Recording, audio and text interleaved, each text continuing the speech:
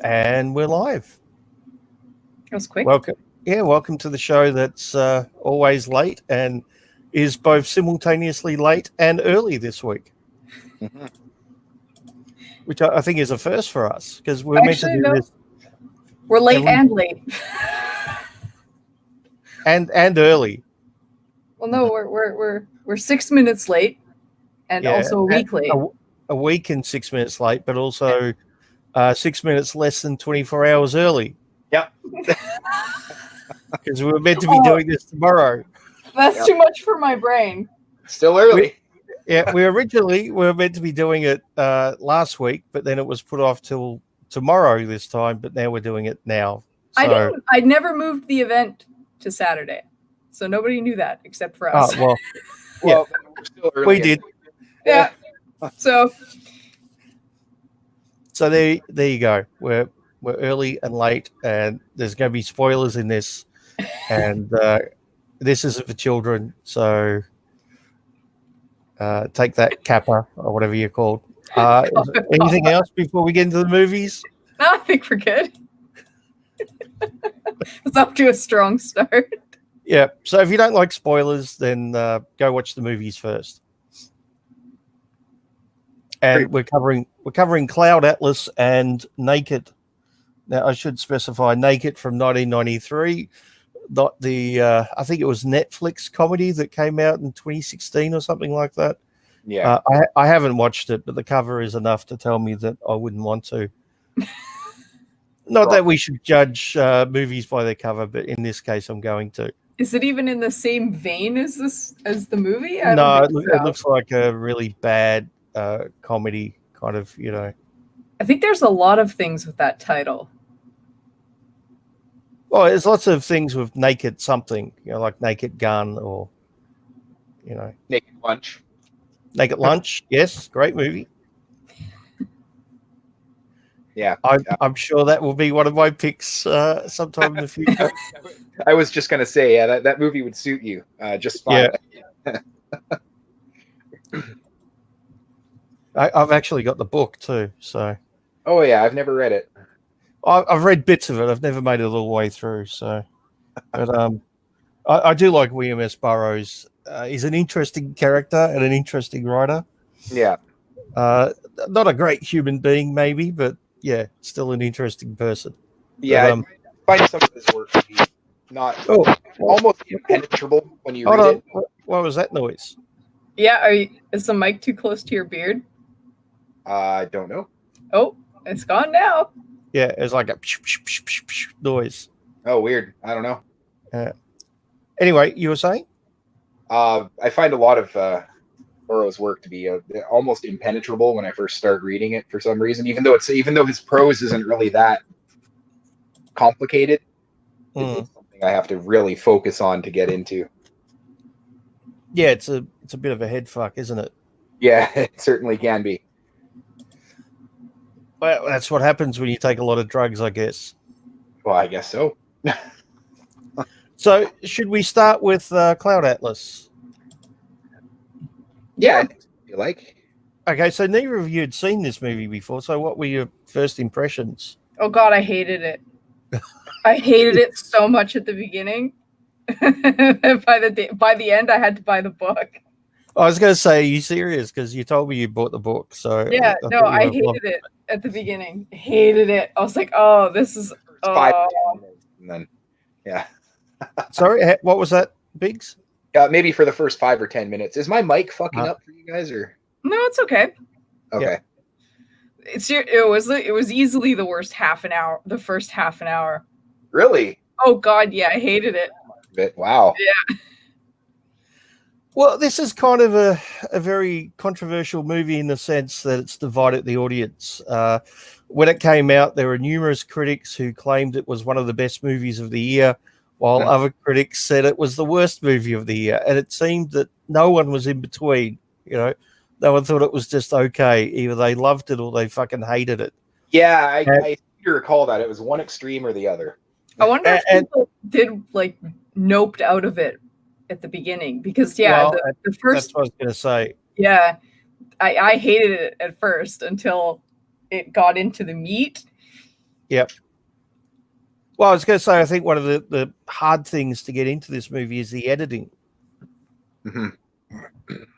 Because we should explain, it jumps back and forth between, was it 6 stories? I think it is. Yeah, it's 6 stories, all with varying degrees of importance. There are some that are barely touched on, I suppose, and then others that are kind of the meat or the brunt of the story.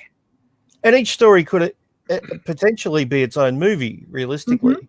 Yeah, and each one seems really very interesting, and each one is its own. What really impressed me is, I might be jumping the gun a bit here, is each world is, well, I guess it's its own. It feels like its own film, its own world, but it's still cohesive enough that you can tell that it's still from the same director or directors in this case. You know, it's got the And they're same. all slightly connected. A couple of them are very, very connected, and I mean a couple very literally, just like 2, I believe, and then others are so just very slightly in it, and as the film goes on, it just, everything comes together. So I guess if I had seen this movie in 2012 when it first came out, or 2013, I probably would have been in the former camp. I probably would have loved it, even without reading the book. I actually didn't know it was based on a book until recently. So, but I think the editing is a big problem for a lot of people, because in some instances it jumps between one story and another. I think like a minute or two, like they jump to the next one, and then another minute or two, and it jumps. yes, and I think that it might be just too jarring and too confusing to a lot of people. Really confusing. That was my issue with it at the beginning. There was a lot of information to retain all at once. Well, I thought it was confusing, but in a good way. I found it actually really exciting for the first 20 or 30 minutes to try. Yeah, same here. It was a puzzle trying to figure out what was going on. Yeah, it was. It was very, very exciting. What's the word I'm looking for here? Very stimulating. You know, is difficult to keep up with, but yeah, I enjoyed every minute of it. So I think it's not a movie you'd watch if you've just got home from work and you're dead tired and you want to, watch something mindless. It's it demands your full attention. Yeah. So I guess should we talk about the stories? Yeah. Sure. If you could. Actually, just before that, we should talk about, because we're talking about critics and things. It was a massive box office flop. Big I'm time. not surprised. Yeah, the budget was $146 million, and this was an independent movie. Yeah. So I think it was the most expensive independent movie made at the time. I don't know if the record's been beaten since. Yeah, I think at least in North America. Well, rather, oh, excuse me. At least, or no, it would have to be. I mean, that's a huge budget for an independent film. So, yeah, 146.7 million, and the box office was 130. Oh, it definitely lost money. Yeah, but you got to half that 130 because the theaters take about half of that, if I remember correctly. Well, they do. They have to. So, I think it varies from country to country, but on average, I think it's about half. Right. So it would have made about, I don't know, 75 mil. Mm-hmm. I mean, like Miss Anand just said, it's to me, it's completely unsurprising and very surprising at the same time, because, I mean, it was 7 years after the third and last Matrix film, but I mean, the Wachowski brothers then at that point, the Wachowskis, I think, they were a huge box office draw. So it's to me, it's a little surprising that it didn't do better just with their name attached, because I do remember watching the trailers, and the advertising campaign for it was huge. So I feel it's just one of those anomalies where a few critics got to it, and then everybody listened to the critics, because everybody likes negative feedback as opposed to positive. It's more interesting, I think if you can make it through the first half hour of this, the payoff is worth it. Yeah. Sure. The thing is, most people don't walk out of movies for any reason. That's Yeah, just well, no, they've paid for it, right? something people say, right? Oh, I walked out of that movie. Well, no, you didn't. You No, probably, probably not. you know. So, you bring up a valid point where the first half hour could be a slog for a lot of people, but they're probably going to stay for the rest of it. So Oh yeah.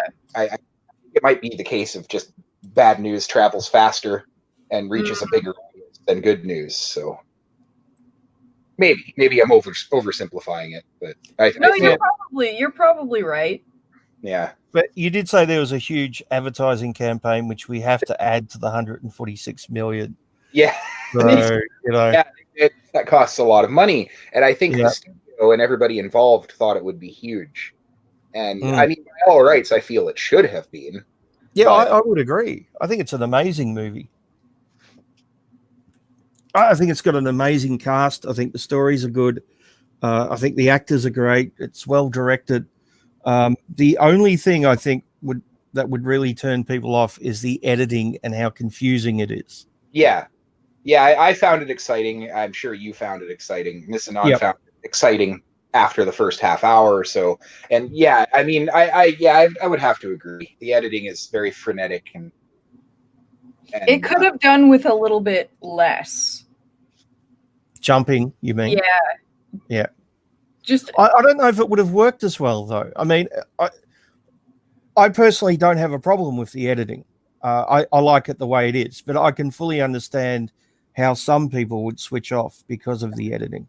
I feel the same way. I can understand. I get it. So I wouldn't even change it that much. The jumping in between is fine. It's just it was too much too fast. sure, maybe And then it it needs to be flipped because you spend more time in each reality later in the movie. I was versus just the going to say that. beginning. Yeah, if they flipped it, I think it actually would have made the climax more exciting too, because you would have gotten them all at once coming in rapid succession versus the way they did it, which was rapid at the beginning and confusing, and then slower and methodical at the end. I haven't read the book, but I read a bit about it, and I believe it starts with one story, and then it goes through the connection to the next one, and then to the next one, and then to the next one, so on to the end, and then it goes back again, or something like that. So, if I'm understanding the book correctly, it doesn't jump back and forth like the movie does. Oh, I see. So I have the book now, so I'll let you know when I finish it. You Maybe didn't finich it before the show? Come No, on. hell no. You think my dyslexic ass could read a book in a week? I was joking. No. Mm-mm. I mean, if that's all I did, Yeah. maybe. Wake up, read, sleep. Wake up, read, sleep. it's like quite the challenging book. I picked it up just a few days ago and read a little bit of the first, like maybe the first 10 pages, and then skipped ahead and read 2 pages in the middle. It seems pretty challenging. So It was hard to find. take a We little. had to buy a used copy. I wonder if that has anything to do with the movie flopping. Maybe. Maybe. Unfortunately, maybe. Because I could only find like a new, anyways, was it an explanation book of the movie and not the actual novel?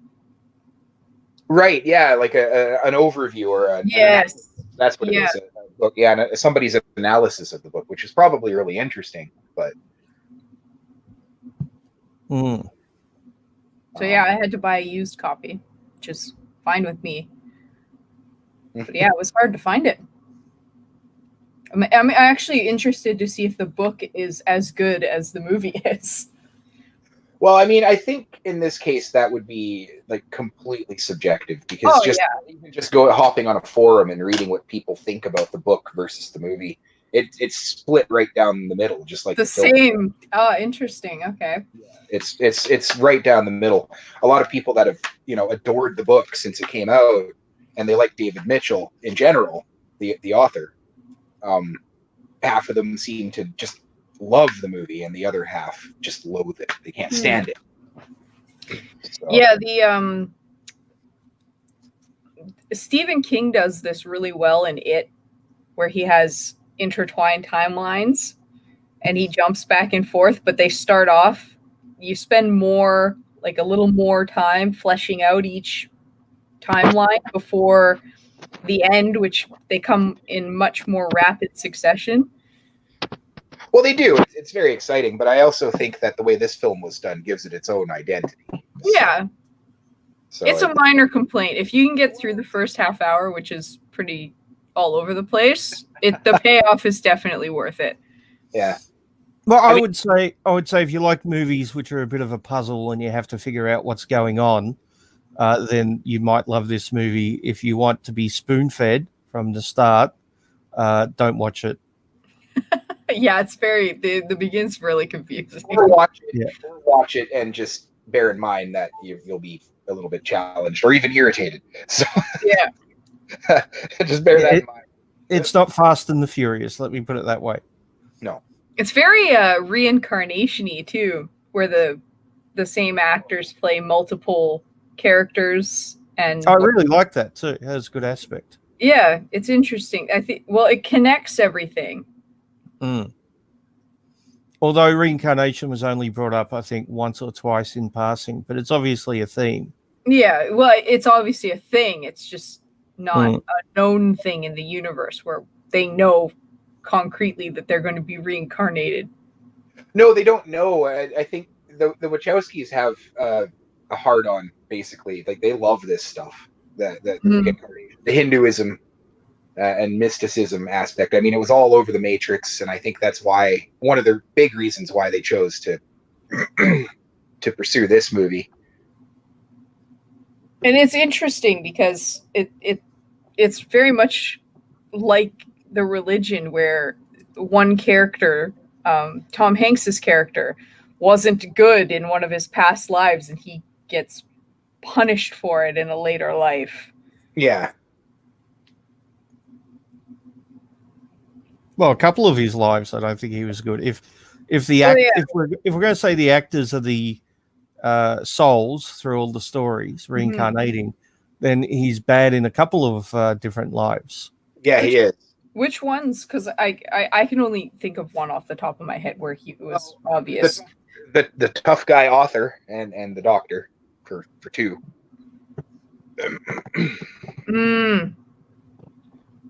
Yeah, I would say that somebody who's that unhinged and would do that because somebody criticized his book is not really a good person. Oh shit! Yeah, I forgot that was also Tom Hanks. We can talk about that in detail later. I just mentioned it in passing, but The makeup in this movie we should talk about for a second because it's fucking amazing.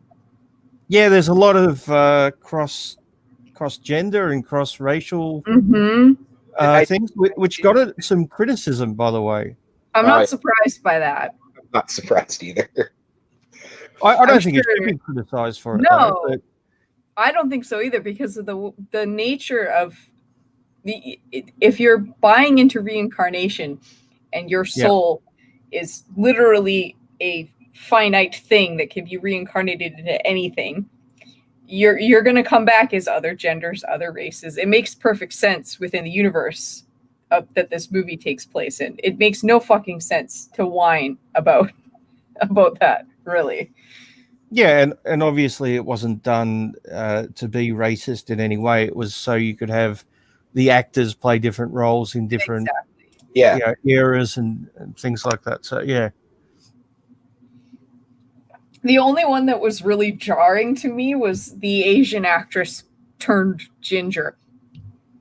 If they were going to make her white, or like they should have at least kept her dark hair, it wouldn't have been quite so holy crap. It was an interesting look. Yeah, well, you could tell that was the problem. Most of the other ones were so well done. It was hard to tell that they'd done a lot. You know what I mean? That one though, holy crap.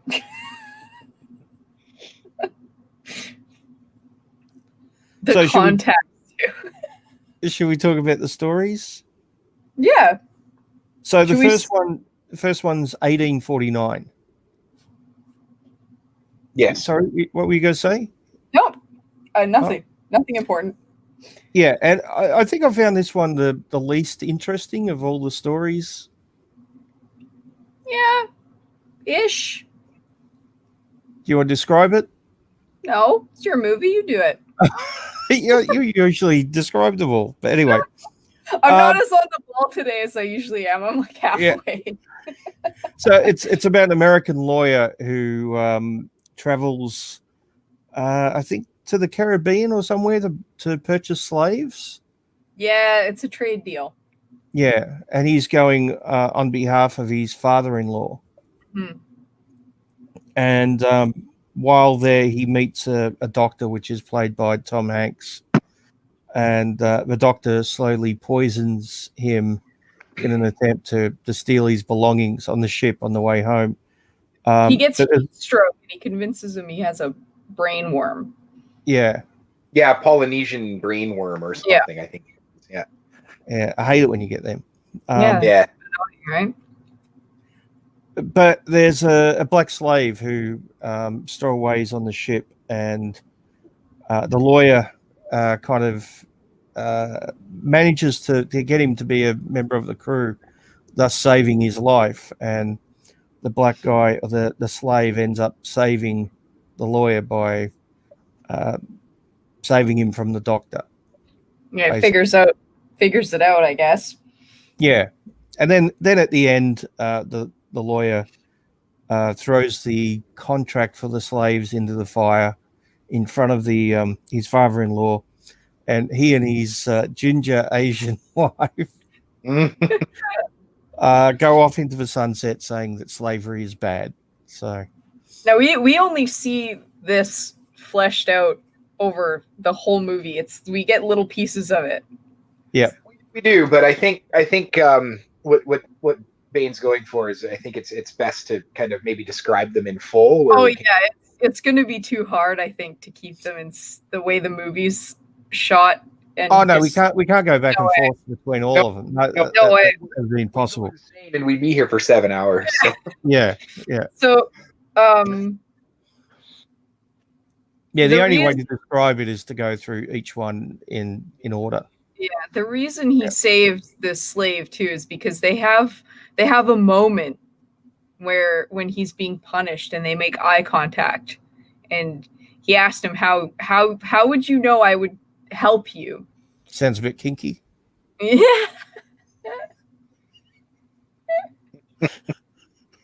Sorry, just the way you described it sounded a bit kinky. They made eye contact. They made eye contact when he was being punished. Yeah.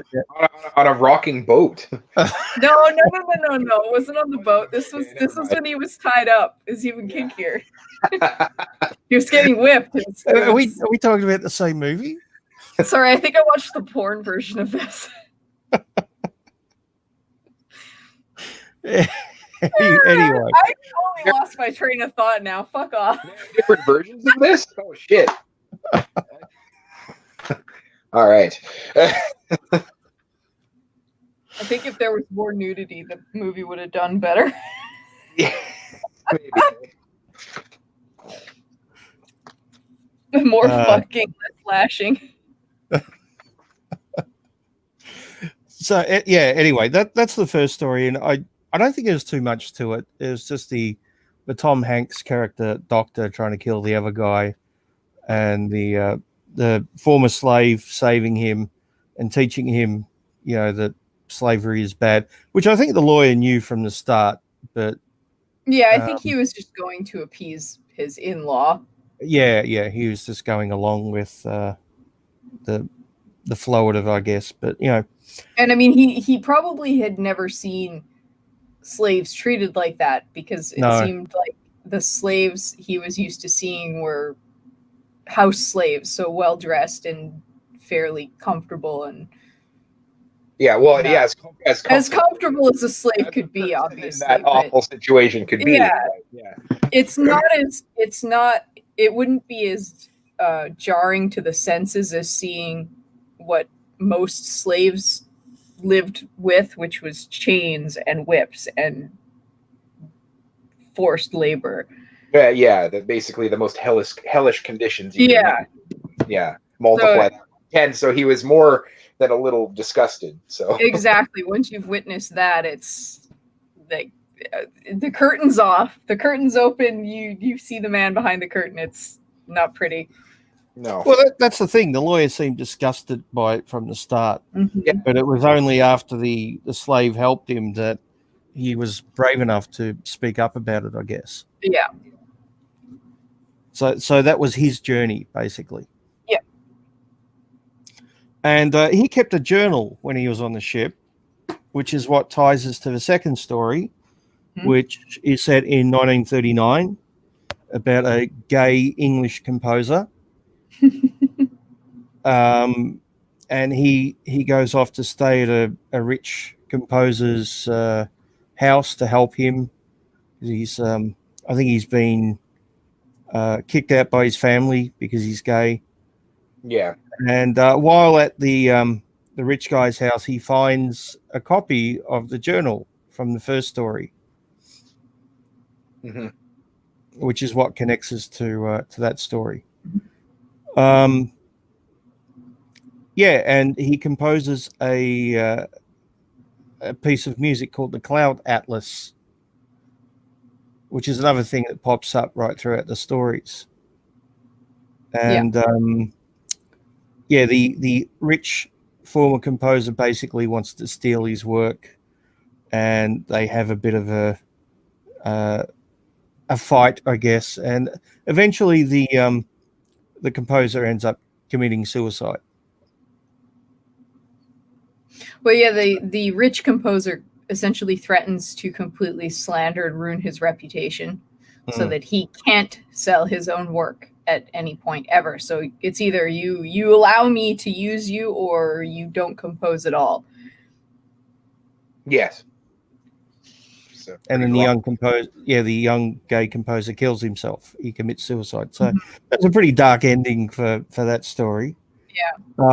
But we also see his lover, who's receiving letters from him throughout the story. And what's the lover's name? I'm trying to look it up here. Hans. Yeah, he's blonde in German. It must be Blonde, Hans. blue-eyed in German. So Sixsmith is his name. Yeah, that's right. Yeah. Rufus Sixsmith. Yeah. And Sixsmith actually appears in the next story, which is in 1973. Mm-hmm. So he's a young man in 1936, and we see him as an old man in 1973. And I think that's the only story in which a character appears twice. I think you're right, and it's probably because they're so close together. Less than 37 years or something. So, and the makeup on the actor is fantastic. Yeah. Old man makeup sometimes doesn't work, but it does in this. Yeah, it works really well. Old man makeup sometimes looks hilarious. Why do they give everybody a turkey neck? Yeah. Not every old person's going to end up with a turkey neck. And then it ends up looking like really gross vagina. It's all exposed and wrinkly. Well, I don't know, but they did it well here. They did. So yeah, I don't know how to respond to that. But anyway, Sixsmith contacts a journalist. I think he just comes across a journalist and they have a conversation. Accidentally, yeah. In the elevator, yep. And he tells her that he's working for a power plant. Yep. And that there's some conspiracy there, and she decides to investigate. And then Sixsmith is killed by someone in the conspiracy, and she manages to find the letters from the previous story, which is what connects us to the previous story with the composer. And ironically, they have no bearing on that reality at all. She just reads them. Yep. And she actually goes and finds the piece of music too, written by him. Yeah, And she, the niece. well, she finds it, but she mentions that she's heard it before. Mm. Yeah, it feels like she's heard it before. That's important. Yeah, she pretty much swears up and down that she's heard it somewhere before somehow. Which is But- one of the clues that, you know, it's reincarnation. Mhm. Yeah, but the record store owner's reaction's pretty funny too. Because he's a bit of a hippie, and he's like, "Well, hey, that's as polite as he can be. You know, that's impossible." Also, he's playing it, and he goes, I put it on once, and then I can't. Now I can't stop listening to it." Yeah, Mm. he was happy about it, but Yeah. yeah. So yeah, she goes and investigates this plot with the power plant, and people try to kill her, and she eventually kills the bad guys and exposes the plot. And planes blow up. It's a fairly long, complex story, which, like I said, could be its own movie quite easily. Yeah, a lot of I us very much enjoy that asshole getting his head caved in with a fucking wrench. And it did feel very 70s. It almost felt like a 70s movie. Yeah, It could have done with some 70s music in it, but apart from that, it felt very 70s. yeah. The wardrobe and everything was perfect. And she had a neighbor who was a young boy who kept on talking about writing, you know, novels and maybe doing a story on this. So, and I think that's what connects us to the next one. Maybe. Because the next one's set in 2012, which is the year it was made. And it's about a publisher who's just published a book by a gangster. Mm. And the gangster throws one of the critics at a party off the balcony of maybe a 20-story building, something like that. After colorfully and very tough guy like criticizing the critic, how dare he? Yeah. I love Tom Hanks in this role too. I think it's great. Yeah, I forgot it was him. Yeah, it's easy to do. He did it really well. So- just your standard kind of tough guy, gangster. Yeah, so the gangster ends up going to jail, and the book makes $1 million basically. And the gangster's brothers, I think, turn up demanding a lot of money from the publisher, and the publisher goes on the run basically. But he spent it all. Yeah, pretty much. He can't pay them. He had a lot of debts, so yeah. Runs to his brother's house thinking he's going to rescue him. Yeah, and when he's on his way to his brother's house, he reads a manuscript, which is about the previous story set in the 70s. Mm. So I don't think it mentions it, but I assume it was written by the neighbor boy. Maybe. Yeah. Yeah, certainly could have been. Yeah, because he was talking about, you know, stories and how that particular thing would make a good story. So, yeah, the brother ends up putting the publisher against his will into a retirement home. Yeah, after he signs into it himself, though, thinking it's a hotel. It's great. Yeah. This one's a comedy, unlike a lot of the others, which are a lot darker. Yeah, this one's actually a lot of fun in its own way. So, which is good because it breaks up a lot of the more darker tones. Yeah, some of the movie is very, very disturbing, little bits and pieces. So, yeah, it's nice to see. And he basically leads a rebellion of the old folk in the retirement village to break out, which is quite funny.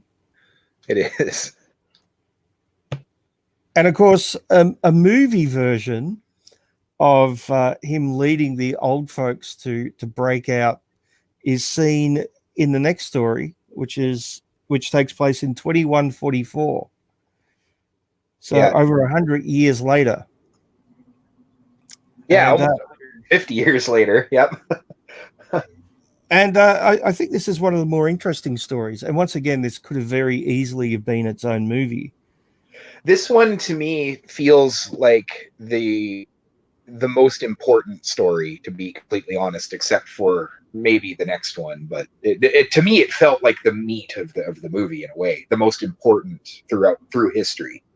Yeah, yeah. That's that. Maybe I'm sure that was intentional, but it felt like almost the focus of the movie, like the main timeline, I guess, if I were to pick one. But well, I guess it's the previous stories are building to this. Yeah. Yeah, this seems, well, I guess they're building to the last one, because I guess that's kind of the crux of the whole story. But this one just felt that way to me. It was the most moving, for sure.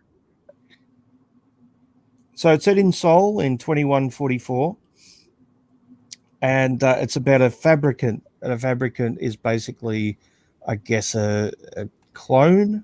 Yeah, clone would be a good way to describe them. Well, yeah, although I don't know if clone is the correct word, because they're not a copy of someone, are they? They're like an artificial creation. Well, yeah, I think that's what they're kind of going for. Like, they're just test tube humans, basically. Yeah. I still say clone's probably accurate. They started with some genetic material, I think. Yeah, I guess they're like a replicant from oh god, I can't believe I'm drawing a blank on that. But Blade Runner. Yeah, Blade Runner. That's right. Yeah. So that gave me, the whole thing gives me Blade Runner vibes anyway, just because. Yeah. They're purposefully manufactured to be attractive. Yeah. And fast food servers and it's slave labor and. Yeah. Which ties back to the original story with slaves. Yeah. Mm-hmm. Yeah, so basically one of the fabricants starts to question, who she is because of another fabricant who likes to break the rules, and she eventually gets killed. Mm-hmm. But the main one is eventually freed by some resistance. And by the end of the story, she's some leader. She's some inspirational figure. Yeah, she's a martyr, basically. Yeah. And she becomes much more than that. But I found this story to be the most interesting to me. I think most people would say that, because it is the most exciting in terms of action and it was the easiest to follow, but it had the most meat. It had the most meat on its bones. And there was also a little bit of Soylent Green in it as well. Yeah, with the what do they call it? Soap. Yeah. They're recycling old replicants and feeding them to the new ones. Yeah, which I thought was absolutely vicious the way they do it, because they think that they're ascending.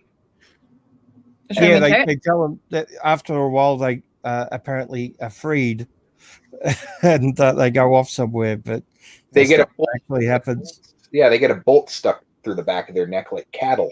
It's actually incredibly disgusting and disturbing. But I mean, at the very least, they're led to believe they're going somewhere nice up to the very second they die. So at the very least, there's that, I suppose. I don't know if that's much comfort, but I mean, if reincarnation is real and they have souls, then I guess technically it's not wrong. Yeah, I mean, it was pretty disturbing. Yeah. I mean, I definitely saw something like that coming when they mentioned ascension after 12 years. It's, no.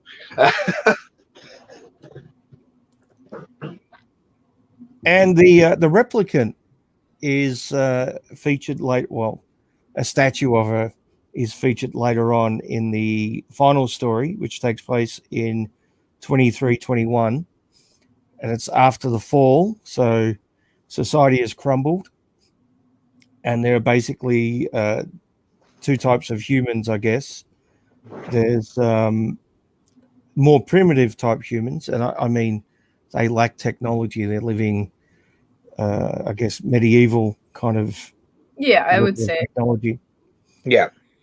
And then there's those who have fragments of advanced technology. Yeah, and it's the technology they do have. Those fragments are very, very advanced. Yeah. Yeah, yeah. Absolute pinnacle of human science, but they only have little bits of it. And there's not many of them either. They're very few in number. And this is probably my favorite story out of all of them. I quite like this one. But he's our narrator. Yeah. Well, yeah, it should be mentioned that this story is, we'll talk in more detail later, but this is kind of the wraparound story of the entire film. Technically, this is the one we start with. And yeah, also, it is. And end with as well. Yeah. This is, yeah. Although I don't think he's telling us the previous stories because he didn't have knowledge of them. No, he's not. He's just telling a story, I guess. Something. Yeah. Well, no, I think he's telling her story, the replica. Yeah, because they use that as their Bible, basically. They worship her like a god. Well, you remember Yeah. her very nice, beautiful speech actually when the base is being attacked. That's basically what they worship. Mm-hmm. That final speech, and that's their holy text. And the more advanced technical, the race of people that still has technology, they know that she was a person and not a god, and they know her real history, whereas the primitive people don't really know that. They think of her as a literal goddess. They do. Now, it should be mentioned that these, like, quote unquote primitive people, they're not stupid at all.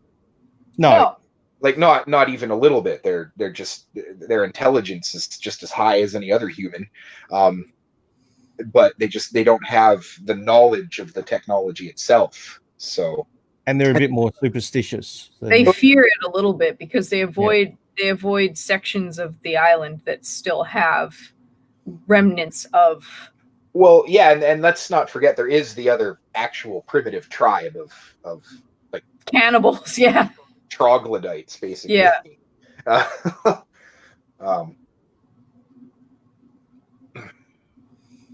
And I gotta say, Hugo Weaving did a fantastic job as old Georgie. Oh yeah. Oh but man, when did he not do amazing? Yeah. Hugo Weaving's good in pretty much everything he does. So the Wachowskis sure do love him, don't they? He has such a distinct face. Yeah, he does. But old Georgie was like an hallucination which appeared to the what's the name character? I've just gone blank. The actor's name, Tom Hanks. Oh, Tom Hanks, yeah. I thought you were talking about the character he played. Okay, yeah. Yeah. Yeah, so basically the Tom Hanks character helps someone from the more advanced humans to make their way up to the Cloud Atlas. So once again, we have a theme which is repeated where they send is I forgot her name in the story, but it's Halle Berry. She was the main character in the 1973 story. Yeah. Finds the letters and is assassinated, or almost, for doing so. Yeah. Yeah, and Tom Hanks was in that story too. He got on a plane and was assassinated when the plane blew up. Yeah. Which kind of reflects back to here where he's helping her again. Yeah. Oh yeah, I feel they're the most important people throughout this history. Yeah. Yeah. Which, I mean, it's obvious, but yeah, so they send a signal to a human colony on another planet, and they send a ship to rescue the remaining humans because they're dying out for some reason. I'm not sure why.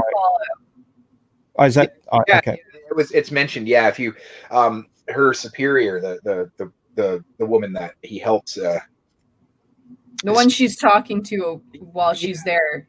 If you stay, you're exposing yourself. Yeah. Too many rads. Yeah. So, okay. Yep. I guess the tribe, the very primitive tribe, and the less primitive tribe that Zachary belongs to, are just used to that level of radioactivity throughout. Oh yeah, they've acclimated to it. Just three generations, it probably doesn't even cause cancer anymore. It's just something that they live with. But I guess people from other colonies throughout Earth, which is half flooded at this point, aren't used to that level. So So they're dying, basically. They're dying off because they can't handle the fallout on the planet anymore. Yeah. So they eventually escape to the another planet, which is where we see a very, very old Tom Hanks Mhm. playing the character from 2321, but it's obviously sometime after that because he's a lot older, probably 40 years older or something. Yeah. And he's telling a story to his grandchildren, which is what we start the movie with. Yeah. I love their Even way of speaking too. It's it's great. Yeah, it's like ye olde English a little bit. Yeah. Well, I actually thought of Mad Max the first time I heard it. Mad Max and Beyond Thunderdome with the kids. It reminded me of that way of speaking. Very simplistic, almost childish, but not quite. Yeah. So I think that's all the stories. So comments, I guess. What haven't we covered? No, we pretty much covered it all. It's really excellent. It's just it's really confusing the way they've edited it at the beginning. But other than that, And each individual story, obviously, there's a lot more going on than brief synopsis. Then, yeah, but once you start seeing it come together into fruition, it's so worth it. mhm. Do you think it would have been better if they had like 10 minutes of one story than Yeah, that's what 10 I minutes mean. of the next? Yeah, that's what I meant about, like, even if they only did that at the beginning and give you a little more of each at the beginning and then did the rapid succession, would have been fine. I think they just did it backwards. I have to wonder how many edits they did, That's a good question. because they might have tried different edits. I don't Yeah. know. I mean, maybe they wrote it this way. I don't know. You'd have to ask them. Or find the screenplay online and look it up. Yeah. Yeah, I'd be interested. Because to me, yeah, they definitely just did it backwards. Mm. Yeah, I gotta say, I think the editing is the one barrier which is stopping people from accessing and enjoying it. Somebody should re-edit it. That would be a big job. Yeah, but I mean, if you're a nerd and you got editing software and some time, And I don't know if it would work, because I think the way some of it is shot, it flows from one thing to another. So I don't know, but they wouldn't have to do too much if they finagled the beginning a little bit and just re-piece together so that it's a little more time in each. So basically smashed the middle and the beginning more together and left the end the way it is, it would be more fluid and less jarring. yeah, it's definitely not a job I'd want, that's for sure. No, it would take some doing, but It would be a pain in the ass to keep track of all those clips. yeah.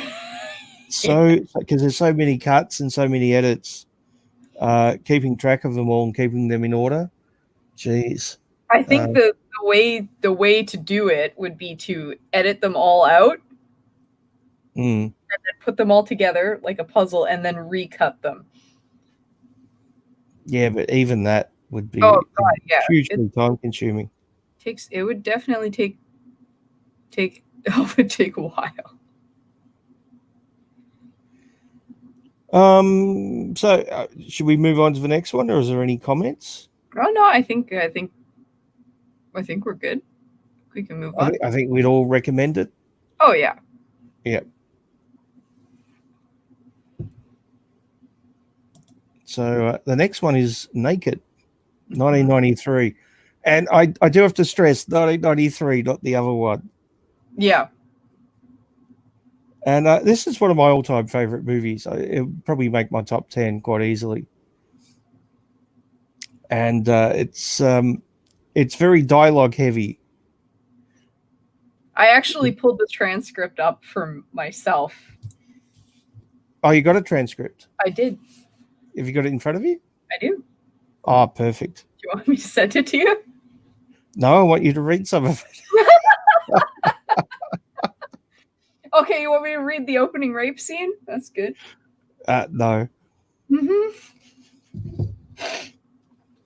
Yeah, the opening for this movie, holy crap, sure hits you over the head because you shouldn't like him after this. Yeah, yeah. Although I always thought it was unclear what was happening at first. I mean, yeah, at some point she clearly does protest, but she doesn't seem to be protesting right from the start.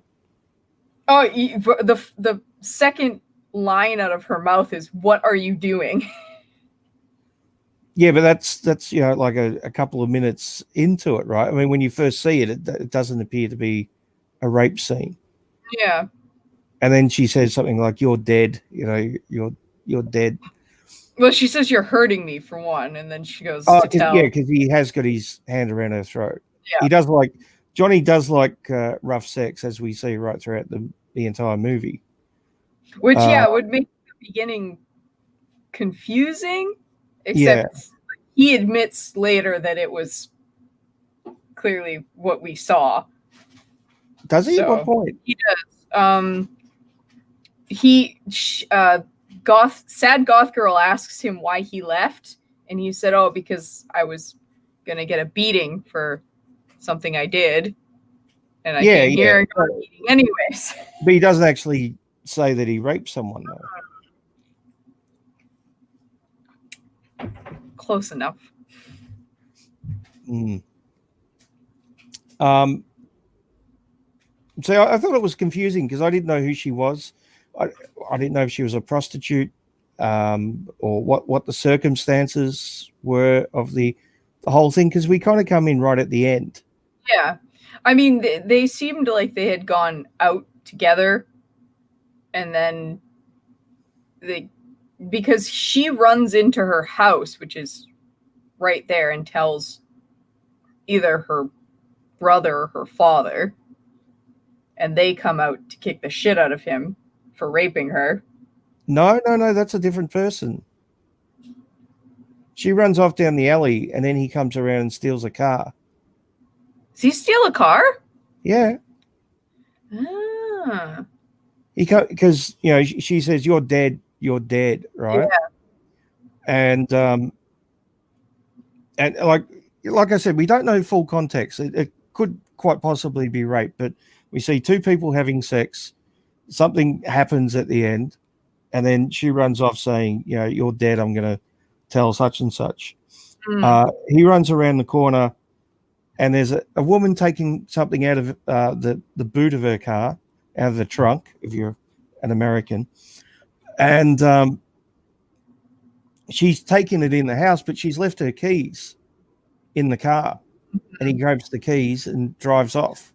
Oh, yeah. To get out of, because he wants to get out of Manchester because he's going to get a beating, right? Weren't they already chasing him at that point, though? No.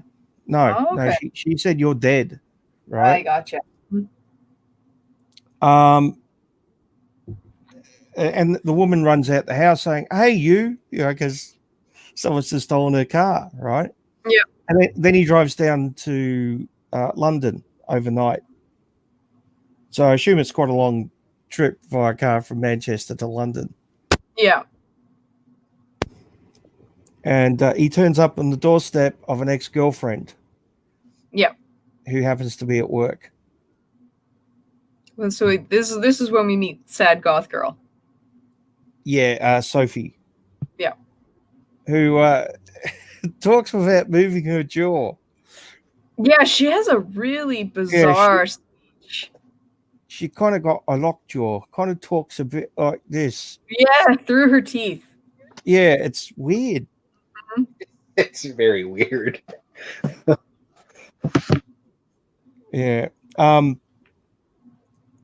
Yeah, so his ex-girlfriend Louise is at work. He turns up at her doorstep, and her flatmate is just getting home. And she says, "Well, do you want to come in and wait inside?" and they go in and smoke joints. Yeah, they make small talk, but neither one of them introduces themselves to each other, which is kind of funny. Well, yeah, yeah. well, that's kind of an ongoing joke between Yeah. them. Oh man, he is so incredibly pompous too. Johnny.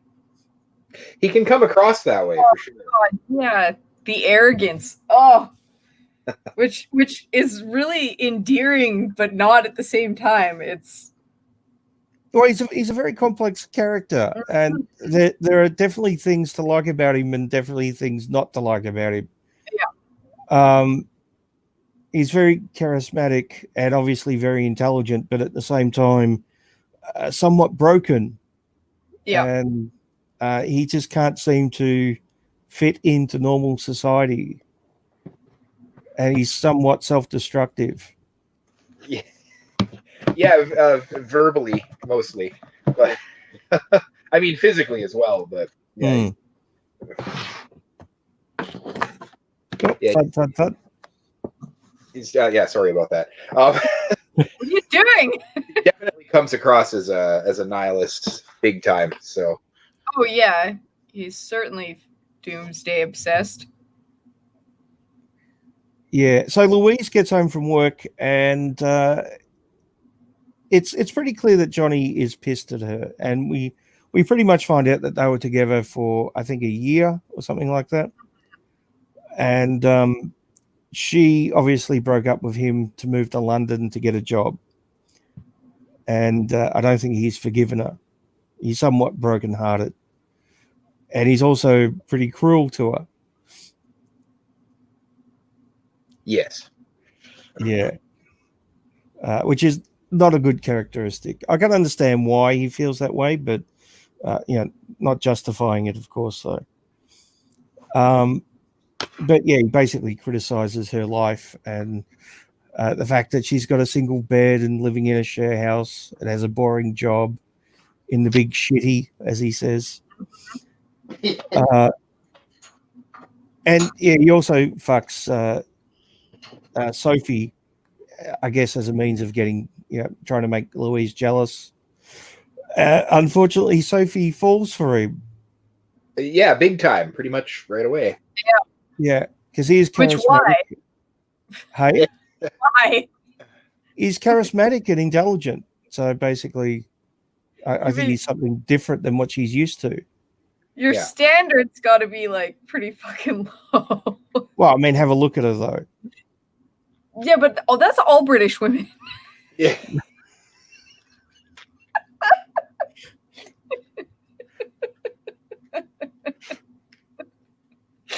Somehow that's gonna get me big fucking trouble, but it was I funny. imagine it would. You notice I didn't agree. I'm allowed to say that because genetically I'm just the same. I will just say snuh and move. Yeah, so Sophie falls for Johnny big time and becomes somewhat obsessed with him. And the scene where she's following him around in the house is quite hilarious. Yeah, she like obsessed is an apt descriptor because she follows him like a dog. Yep. He goes to the kitchen, she follows him, he leaves, goes to the lounge room, she follows him, he goes to the stairs, she follows him. Johnny says something like, do you ever get the feeling you're being followed? And she doesn't get the hint either. No. Completely deadpan, just and like he's been there for what, 24 hours, maybe. It would have been the second night, wouldn't it? So he's been maybe 48 hours. Yeah. So she's fallen in love with him pretty fucking quickly, and he's still in love with Louise, and she, she's kind of moved on, but there's still feelings there. I think we can tell. And so he gets pissed off and he leaves. And this is, I think, where we go into the most interesting part of the movie, where Johnny's out on the street that night. Oh yeah, we get to meet the guy with the tick. Yeah, the Scottish guy who's Which I love. What's his girlfriend's name? I can't think of his girlfriend's name. He's Yeah. screaming for 5 minutes. How do none of us remember? I don't think any of us remember, but it's kind of embarrassing, actually. Oh God, Maggie. Maggie, that's it. Maggie. Their dialogue together is fantastic. When Johnny asks him, just completely deadpan again after he goes off, "What's it like being you?" Yeah, Yeah, it's just a bit hectic, isn't it, or something like that? yeah, bit hectic. He But asks him, like, "Are you aware of that thing you're doing?" Yeah, that little he's like, "What? What are you talking about?" And then he does it. Fling. Yeah. Oh, that thing you just did. Yeah, Archie, that's his name. The tick, the screamer. Yeah, looking for Maggie. Yeah, he's very interested by people, though. I can tell that Johnny's very he actually kind of wants to help, but he doesn't. He just wants to watch the weird guy be weird. He's amused by this ridiculous situation, and he's interested, I think, but I don't know if he knows he's interested. It's just where the super pompousness comes in. He really is very interested in judging people. Yeah. I feel like that's the only reason he interacts with anybody, which is why he gets the shit kicked out of him later. Well, he's bored. He's bored by people, though. That's the thing. Yeah. He's bored by people. In fact, I found a quote from the movie. Where is it? So let me find it. He's talking to Louise. This is like he's been down in London for less than 24 hours. And she says something like, "Were you bored?" And he goes, "Was I bored? No, I wasn't fucking bored. I was never bored. That's the trouble with everybody. You're all so bored. You've had nature explained to you and you're bored with it. You've had the living body explained to you and you're bored with it. Yeah. You've had the universe explained to you and you're bored with it. So now you want cheap thrills and like plenty of them. And it doesn't matter how tawdry or vacuous they are, as long as they're new, as long as they're fucking new and they flash and fucking bleep in 40 fucking different colors. So whatever else you can say about me, I'm not fucking bored." But I think he's bored with people. Yeah, that sums up funny. Annoyed by people more than anything. He's interested in people because he seeks them out. Yeah, but they disappoint him, I think. Yeah, I think largely yes. But he's still very much interested in interesting people. Which is why he makes conversation with the weird screaming man on the street. Well, he's trying to find somebody interesting, and I don't know. Yeah, and then he finds Maggie, and he goes, "Are you Maggie?" "Oh yeah, you're Maggie." Well, he says that to her after she starts screaming for Archie the same way that he was screaming for Maggie. So yeah, that's the guy. Yeah. Oh wait, you're Maggie. All right. You're Maggie. He's Archie. I'm nobody. Yeah. And so there's some great lines between Maggie and Johnny, where she says, "Have you ever seen a dead body?" And he says, "Only me own," which kind of sums him up in a lot of ways. Yeah. And there's also the line where she says, "How old are you?" And he says something like, I can't remember his age, but it's like 27. That's it. Yeah. And she goes, "Get the fuck. Like, yeah, you're older for that." She thinks he's in his 40s. Well, he asks her first, Yeah, how old do you think I am? He says about 40. 42, yeah. Yeah. I do like that when they first meet up with each other, he goes, "Why don't you go have a little wander around and see if you can find him?" He was supposed to keep her there. Yeah, and then immediately after that exchange, Archie and Maggie, the virtuous lovers that they are, find each other. And have a scream. They have a scream at each other. Yeah. They're both not very nice to each other. I mean, he actually fucking kicks her, but she shoves Johnny, and it's a ridiculous scene. It is. Yeah. These two people are made for each other because they just kind of run off into the proverbial sunset of the dark alley in downtown London, and they're not a couple you'd invite over to watch a movie or have a couple of drinks. No. No, and Johnny, I remember this scene more than any other in the movie where he's left standing there as they run off into the dark, and he just kind of scoffs and shakes his head, and that's it. And it's beautifully shot, that scene too. Oh, it is. The whole movie is. It's got a lot of great shots like that you wouldn't expect to find in something of this nature. And I'm not talking down to the movie because it's obviously very intelligent, but it was a shock to me, actually, those scenes that are so nice to look at, I guess. Mm. So after the screaming couple, Johnny ends up on the doorstep of a building, like an office building, I guess, but it's unoccupied at the moment except for the night security guard, Brian. As bored as he is. I like Brian. I think Brian's a good character. Yeah, I mean, he's bored. Yeah. In the same that Johnny's bored, and they're looking for interesting people to fill the void. Well, Brian comes out, and Johnny thinks he's going to tell him to fuck off or give him a beating or something like that. But it turns out Brian's bored, and he invites Johnny in to have a conversation in secret. Oh, very much secret after closing all the blinds and and telling him, I can't look at you while we're talking because there's a camera here. So I have to, make sure I don't look like I'm talking. You have to be unseen. I have to be seen, he said. Yeah. So, Brian sits out on view at the front desk with a book covering his mouth so no one can see him talking. And Johnny's kind of hidden in the back.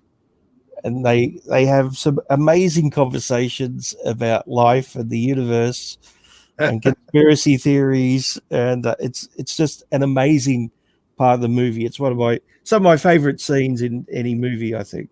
Yeah, I mean, and whilst Johnny's obsessed with the apocalypse, and I think he literally thinks the apocalypse is happening. Well, yeah, just with humans in general. Yeah. Just this ridiculous, nihilistic point of view, which isn't exactly unfounded when it comes right down to it, because we're completely fucked. Yeah, and Brian is obsessed with the future. Yeah. The thing about Johnny is, though, right? We see him stealing books later on. So, and reading books. He's reading books right throughout the movie. So he gets books wherever he can. Yeah. So it's not like books he might choose to read, but just whatever is available, right? That's the feeling I get. So at some point he's probably come across some conspiracy shit, right? And it might have not been something he'd normally choose to read, but it's something that was on hand. And it's definitely, I guess, infected his knowledge. I thought to myself watching this again, I wonder what Johnny would be like in the age of the internet. Oh my God, he'd be an internet troll. He would just find people to fuck with them. I mean, as far as information is concerned, would he go full conspiracy nut, or would he, maybe debunk shit like that? I don't know. A bit more rational. Be the most rational conspiracy nut in the world, maybe. I don't think it would matter too much. Well, maybe not to him, but the idea of it he strikes me as the kind of person that finds something to argue about with everybody he comes in contact with. It's just why he asks questions about very specific things. Like with Maggie, he was asking her if she believes in the devil and if she believes in God, and the leading questions. He's just looking for an argument. He likes to debate, definitely. Yes. Yeah. So he likes the thrill of debate. Yes, the internet would overstimulate this person. He would be on the internet spending all his fucking time bickering with people. If he wasn't homeless. If he wasn't homeless, but about anything and everything. He was, oh, you believe in this God? Let me tell you why you're wrong, and it's this one you should believe in. And now that I've convinced you should believe in this religion, I'm going to tell you how wrong that religion is. I like people like that, though. They can be interesting. No. Those are the most frustrating human beings on the planet. because there's no point in having a discussion with them because they don't have a point. They just want to argue with you. Yeah, but sometimes it's good to stir the pot. No. Well, Johnny seems to think so. So Yeah. Oh my god, I would be that person that punched him out. Yeah. I spent 20 minutes with him and want to kill him. Yeah. Well, I can understand that point of view. I can. But it's an amazing conversation he has with Brian, and the bit where he's talking about we don't know what's going to come next. I think that's an amazing speech. He talks about the first frog to ever come out on land and croak. Didn't know that croak would lead to all the music in the world, right? Which is an amazing point. I mean, we can't imagine what's going to come next. It's beyond our imagination. I mean, we make sci-fi and things predicting what's going to happen in the next couple of 100 years, but can any of us really imagine what the next 1,000 years is going to be like? Well, that becomes just almost. I mean, it's fun to imagine, but it becomes ridiculous to really try to comprehend that because, I don't think we really can. No, and that's his point. You can't imagine what's going to come next. Not in the long term. I mean, things we take for granted these days, like microwaves and aircraft and things like that. Imagine 400 years ago. It's just beyond imagination. The fact that we're talking to each other from the other side of the world right now about moving pictures. Even that. I mean, even in the early 70s, that was science fiction. Denoted to, we knew it was going to happen, but that was like 2100 or 2150 type shit that we're doing right now, right? Yeah. So we kind of predicted that because it kind of conference calls like that existed even in the late 70s via like video phones and shit that actually did exist, but that's just a tiny little example of sure, we can predict what's going to happen in 50 years, but like you mentioned, 400 years, no, I don't think so. I don't think people in the Dark Ages during the plague would have imagined that we'd be flying from England to New York in under 13 hours in a giant jet eating steak. Or going to the moon and talking about going to Mars or... like that. They weren't even thinking about medical advancements at that point. Well, no, I mean, bloodletting was the best they had. Yeah. The first vaccination was just mind-blowing when it happened. Yeah, it's so, I their whole conversation is fantastic. And I think Johnny starts with the amoeba. Do you think the first amoeba ever dreamed it would turn into a frog? Yeah. I think my favorite insult that I would like to adopt, but I have to make a habit of it, is he calls Brian a big girl's blouse at some point. Yeah, that's a fairly common English thing. It's very funny. Have you heard? You've never heard it before? No. Really? No. Oh, it's a very English thing. It's not something unique to this movie. Yeah, well, I mean, it's strange because my dad's side of the family, they're all fobs from England, so I grew up with a lot of it, but I mean, I'm sure they wouldn't say that in front of a 10-year-old. So maybe. Yeah. I remember the first time I said bugger and got in huge trouble because that's a swear word, apparently. And I did not know that. My brother was bugging me, so I called him a bugger. Because and then I got in big fucking trouble.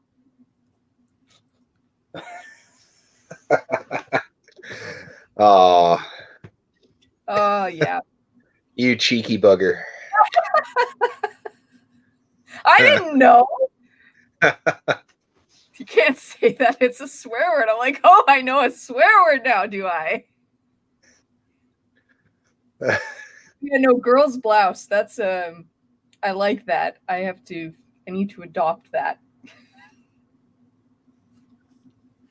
Yeah, that's a fairly common English insult. Big girl's blouse. Well, There might have even been a TV show called that at some point. I can't remember. What? I don't know why I find it so funny. Okay. It's not particularly insulting, but Yeah, I don't know exactly why it's an insult, but anyway. sorry. Yeah, but I love that. I love all the scenes with Brian and Johnny where they're just arguing back and forth, and they get along fairly well too. Well, yeah, because they're the same fucking person. Brian invited him in to fight with him. Yeah, basically, they're the same person. I love the scene in the stairwell where they're sitting down at the top of the stairs, and Brian just looks disheveled. Like, yeah, it's just, he's having an existential crisis. Yeah, he's met his match. Yeah, he's just staring down the stairs off into space, and just finished with the entire thing. He's finished with his job, and it's. Can I smoke in here? No, you fucking can't. I was just about to bring that up because Johnny keeps on asking, "Can I smoke here?" No, you can't smoke here. Can I smoke here? No, you can't smoke here. And then after destroying Brian's hope for the future, he says, "Can I smoke in here?" And Brian goes, "No, you fucking can't." It's like, and he's I like had enough. That's it, you know. Yeah, and I like how Johnny brings out a cigarette every time and is preparing it, giving a tap and everything, and just fucking rolls his eyes like, God damn it. But he's very respectful of it at the same time. It's very strange. Well, like, he doesn't want the alarm for the building to go off. That would ruin his fun. Yeah. Because he's enjoying giving Brian an existential crisis. Because Brian wanted to do the same thing to him. He's not quite as sharp. No, Johnny's certainly sharp. Like a spoon going. It's like going up against somebody with a sword with a fucking spoon. Well, maybe not that extreme, but Brian's his fucking spoon. You know what it reminds me of? Nana. Oh, I don't know. I think I'd call Brian a dull machete. He's a fucking spoon. But Brian thinks he's a reincarnation of someone who lived in Ireland, and he wants to go and buy the shack. Yeah. Well, yeah, he likes it. Literally, my grandmother. She believes this crap too. The reincarnation of past lives shit. And we do find that Brian has had his heart broken. He is still married, but he hasn't seen his wife in a number of years. Yeah. She lives quite far away. So, yeah, poor Brian. Brian the incel. Hey, he's not an incel. He has a girlfriend across the street. Well, he is an incel because he doesn't get to see his girlfriend across the street. She doesn't even know he exists. Oh, he gets to see her, but from a distance. Yeah. And up close, man, the illusion. Yeah. Sorry, love. You remind me of me mum. Oh, God. Ugh. The look of shame on her face at that. Yeah, well, we're jumping ahead a little bit. But anyway, Brian looks apparently every night when Brian does his rounds in the building, he looks across at a young woman dancing in a window for everyone to see. And of course, Johnny just wants to know if he's got a boner and he's ever seen her naked. Yeah, which is not a surprise. It's writing character for Johnny, I think. Yeah. So at one point, Johnny has to leave because Brian's boss is coming around. So Johnny decides to go and pay the young woman a visit. And she's not exactly young. Oh, God, no. She's like in her early 40s probably, but she's lived a hard life. Yeah. And she's blind drunk. And blind drunk every night. And I love the scene where he says, are you from Ireland? And she says, no, what do you think that? And he says, is that a damp patch on your wall? Because she's got a poster of a map of Ireland on the wall. And she looks up and says, oh, I've never noticed that before.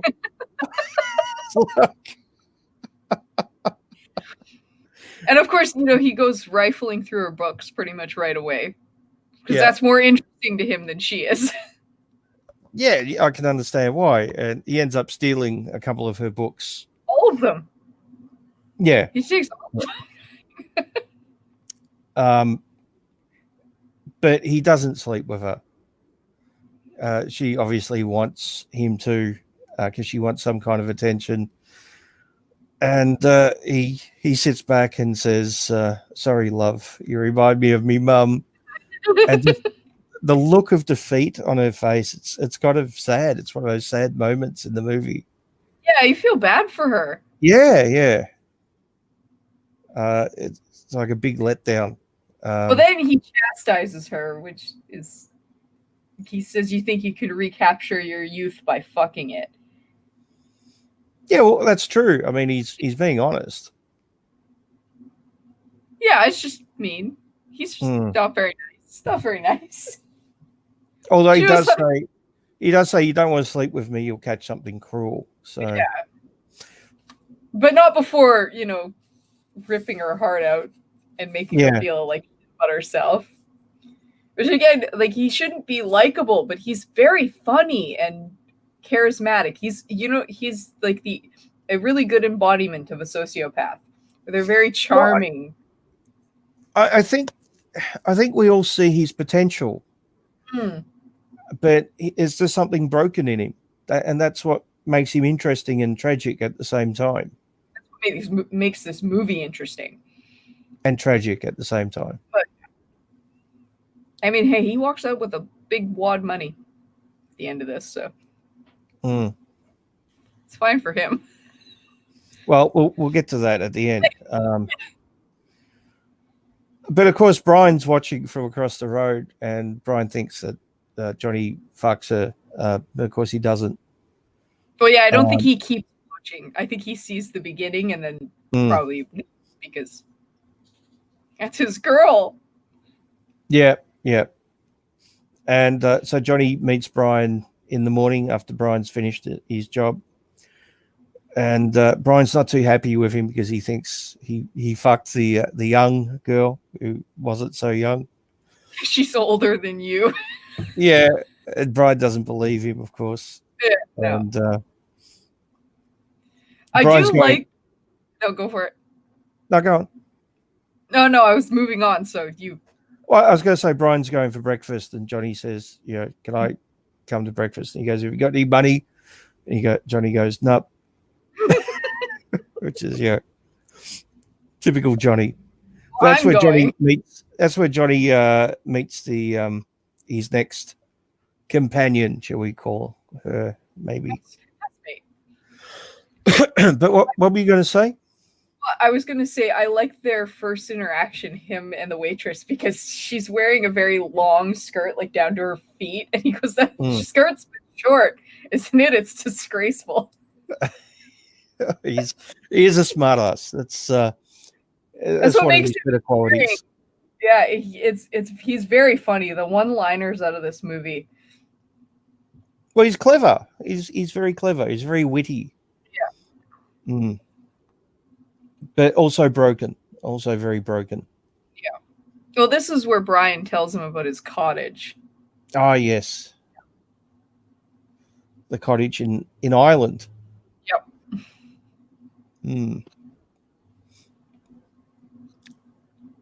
Oh, is Biggs back? Yeah. Is he? Yeah. Yeah, so Johnny basically said, we're just talking about the woman across the road from Brian's. Oh, right. Yeah, she's having a bit of a rough go this evening, I guess. Yeah. And we're up to the part where he meets the waitress. Oh, Too Short.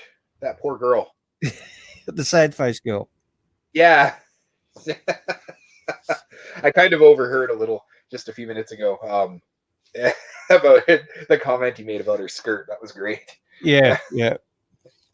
So he basically spends all day sitting in the restaurant or the cafe. Yeah. And when she leaves, he leaves, and she invites him back to her place for some beans. Yeah. So that's very English. Yeah. So by this time it's night again, and we find out she's house sitting for a gay couple who are in America or wherever. And Johnny, of course, makes some funny, witty lines about their book collection because he pulls out the Odyssey. Yeah. And he kind of turns that into a pun about being homosexuals. And yeah. Oh, did I miss the limo driver? Oh, I forgot about the limo driver. Yes. It's one of my favorite parts of this movie because it why? Yeah. Basically, there's a limo driver. Johnny walks up near the limo driver. The guy thinks it's the guy who's ordered the limo and opens the back door. Johnny just gets in because why not? But he's like, all right, sure. Yeah. Where are we going? Well, he says, will your wife be joining you or something like that? And Johnny says something sarcastic about her, not being able to come because of some reason. Her sciatica's acting up. Yeah, that's it. And the limo driver suddenly realizes that he's made a mistake. Yeah. No eye contact with Johnny either. Just get the fuck out. Mm-hmm. Yeah. Yeah. But I've just got in the car. Hey. It's a little interaction. It's like there's no reason for it to be there, but it's hilarious. Yeah. And he chases him off, and then we continue on. Yeah. So anyway, Johnny goes back to the sad face girl's place. Oh no, you're skipping over Sebastian. Well, no, I'll get back to Sebastian. I want to Okay. do Sebastian by himself, basically. Oh, okay, I see. I understand you now. Yeah, because I want to follow Johnny a bit, and then we'll go back and go through Sebastian. That girl. Yeah, sad face girl who's house minding for a couple of guys who are overseas somewhere. And she immediately sits down and starts to drink. So we know that something pretty bad has happened to her, but we don't know what. We're never told what. But she seems very sad. She likes to drink, obviously. Mm-hmm. And whenever Johnny tries to figure out what's wrong, she'll change the subject. Yeah. Which should have been a hint, but Johnny being Johnny kept on pushing. Yeah. He was fairly subtle. He wasn't like too in her face, but yeah, after the first or second time she changed the subject, he probably should have let it drop. But he's too interested. That's Yeah, he couldn't help himself. Hence why he's probably the most irritating person on the planet. No, I wouldn't go that far. Oh God, yeah. no. I need to ask both of you something. Do you think that Johnny feels a lot of empathy for these people, even without knowing it? Like, what do you think? No. You think there's any empathy there at all, especially for this girl? Like, No. I do. I think he does feel empathy for her. I think the way he was asking was out of concern. I mean, she'd done him a good turn, right? She'd invited him in, given him something to eat. She'd let him have a shower, right? And the reason I ask this, sorry to cut you off. Now, it's just the reason I ask that is I believe that he feels genuine empathy here too. The genuine because of his reaction when she kicks him out. Yeah, which we'll get to in a minute. That's one of my favorite parts of the movie. I wasn't trying to jump ahead. I'm just that's why I feel that he's genuinely empathetic in this situation, because his reaction is it's almost shock in a way, and he just doesn't get it, right? But with the Maggie guy, right? He was being sarcastic and a smart ass to him. Well, he thought this situation was hilarious, right? Like, yeah, but with the sad girl, I think he was actually concerned. He was actually asking out of concern. He wasn't cruel. He wasn't sarcastic. He might have been very curious, but yeah, I think he was concerned. Yeah, and he might have very insensitive too, maybe without meaning to be, but Mm. you know. Mm. But the only reason I bring it up is because of his reaction, which I'll let Dane get into. Yeah, I'm going to read it, but I don't think it's going to do it justice. Because he asks what's wrong one too many times, and she just fucking loses it and starts throwing his clothing out the door, and he has no choice but to leave. And like he almost begs her to stay, because it's a cold night outside, and she won't have any of it, right? So he says he's basically defeated at this point, and he's at the bottom of the stairs, and he's trying to put on his shoes, and he's lost one of his socks, and he's about to go out into the fucking freezing cold night, and he says, "It's not easy, is it? Do you find that?" Well, just goes to show that no matter how many books you read, there's some things in this world that you'll never, ever, ever, ever fucking understand. Oh, and thanks for the tea and the bath and the booze and the beans. And listen, love, I hope that when you're tucked up tonight, all snug and warm, underneath your tear-sodden fucking duvet and your ankle-length Emily Bronte winding sheet, that you spare a thought for me with me head in a puddle of cold dog's piss. And I hope that you dream about me. And I hope that you wake up screaming. And I hope that all your fucking children are born blind, bow-legged, hair-lipped, homeless hunchbacks. Have you ever... Sorry, that's it. I was about to read the next slide for the next bit. But obviously it's a lot better in the movie than what I read it. But I absolutely love that part of the movie. I think the dialogue is fucking fantastic. And, of course, David Thewlis is perfect in this movie. Yeah. I don't think Johnny would have been anywhere near as good if anyone else had played him, to be perfectly honest. David brings a certain thing that only he could have done it for sure. I know exactly what you're talking about. I've seen him in other films too, right? Excuse me. So yeah, he definitely loves the part. Just to take it out of the context of the movie for a minute. And in many ways, he made the part, and we'll get to that at the end. But anyway, because this movie was made in a bit of a unique way. But I think I've mentioned it in previous streams. But so that part where Johnny basically yells at the sad-faced girl when he's being kicked out, I fucking love that. It's such a emotional filled rant. And of course, Johnny's still he's sarcastic, smart ass self. Well, I think that's just the way he is, but at the same time, we've never seen him this way before. So yeah, he's pretty defeated.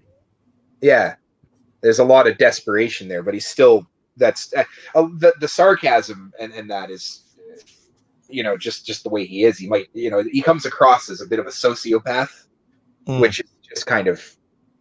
I'm not claiming that's a negative or a positive thing. It's more negative than positive, I guess, but that's just his personality, that sarcasm. But there's a desperation in this exchange that is far removed from his character up to this point. We've never seen it, so that's why I asked that question. And yeah, that's. Well, I have to wonder if the sarcasm is a bit of a defense mechanism. It certainly seems to be. So Johnny is now out in the street in the cold,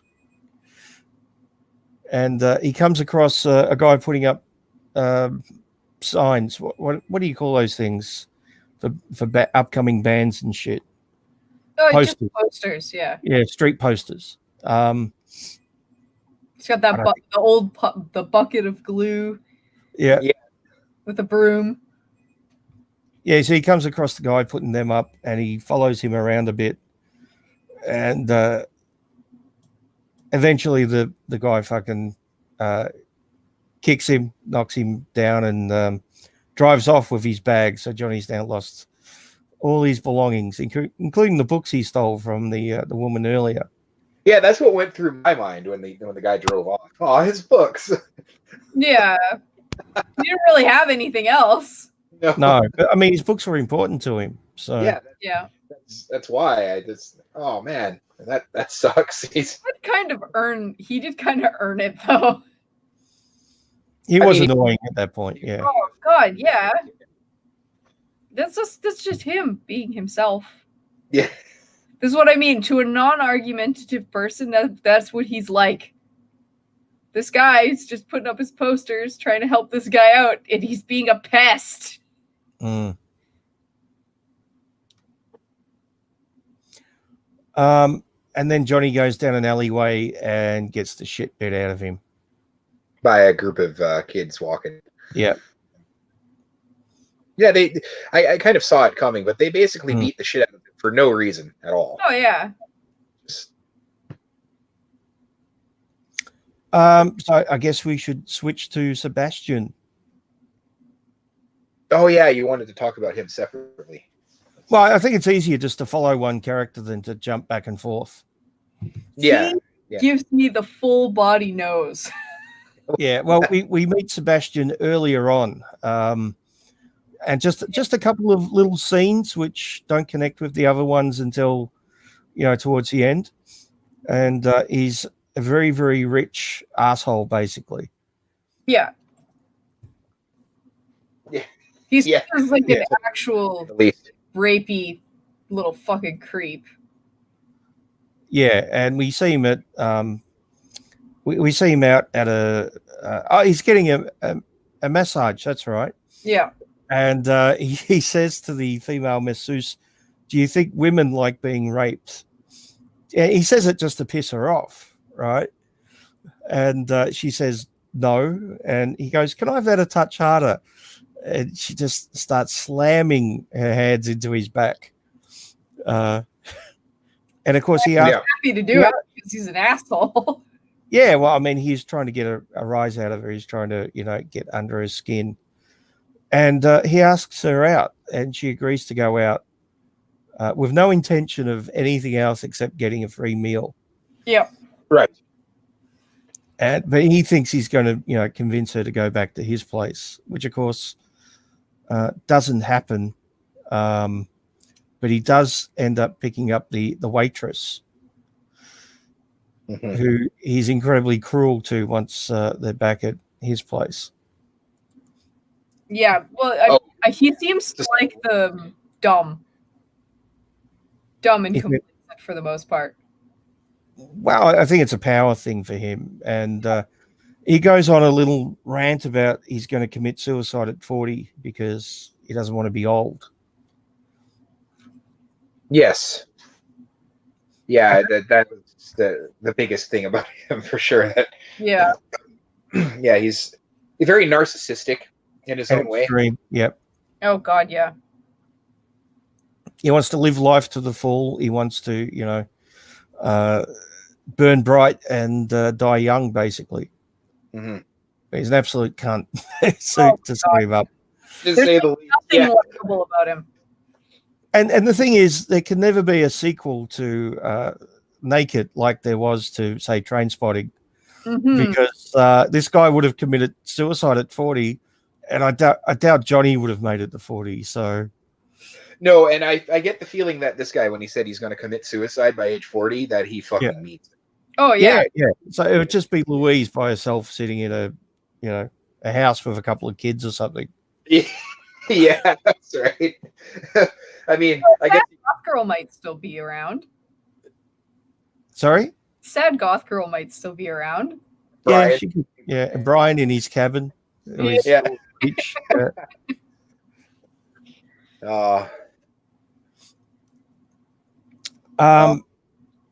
But we see Sebastian later on. He basically turns up at Sophie and Louise's flat and tells Sophie that he's the landlord, which I'm not sure if he is or not. I don't know. He must be. Why else would he be there? Well, I think he went out with the third flatmate because she knows him. Yeah.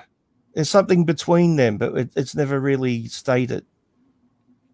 And he uses a couple of different names. Sebastian is one.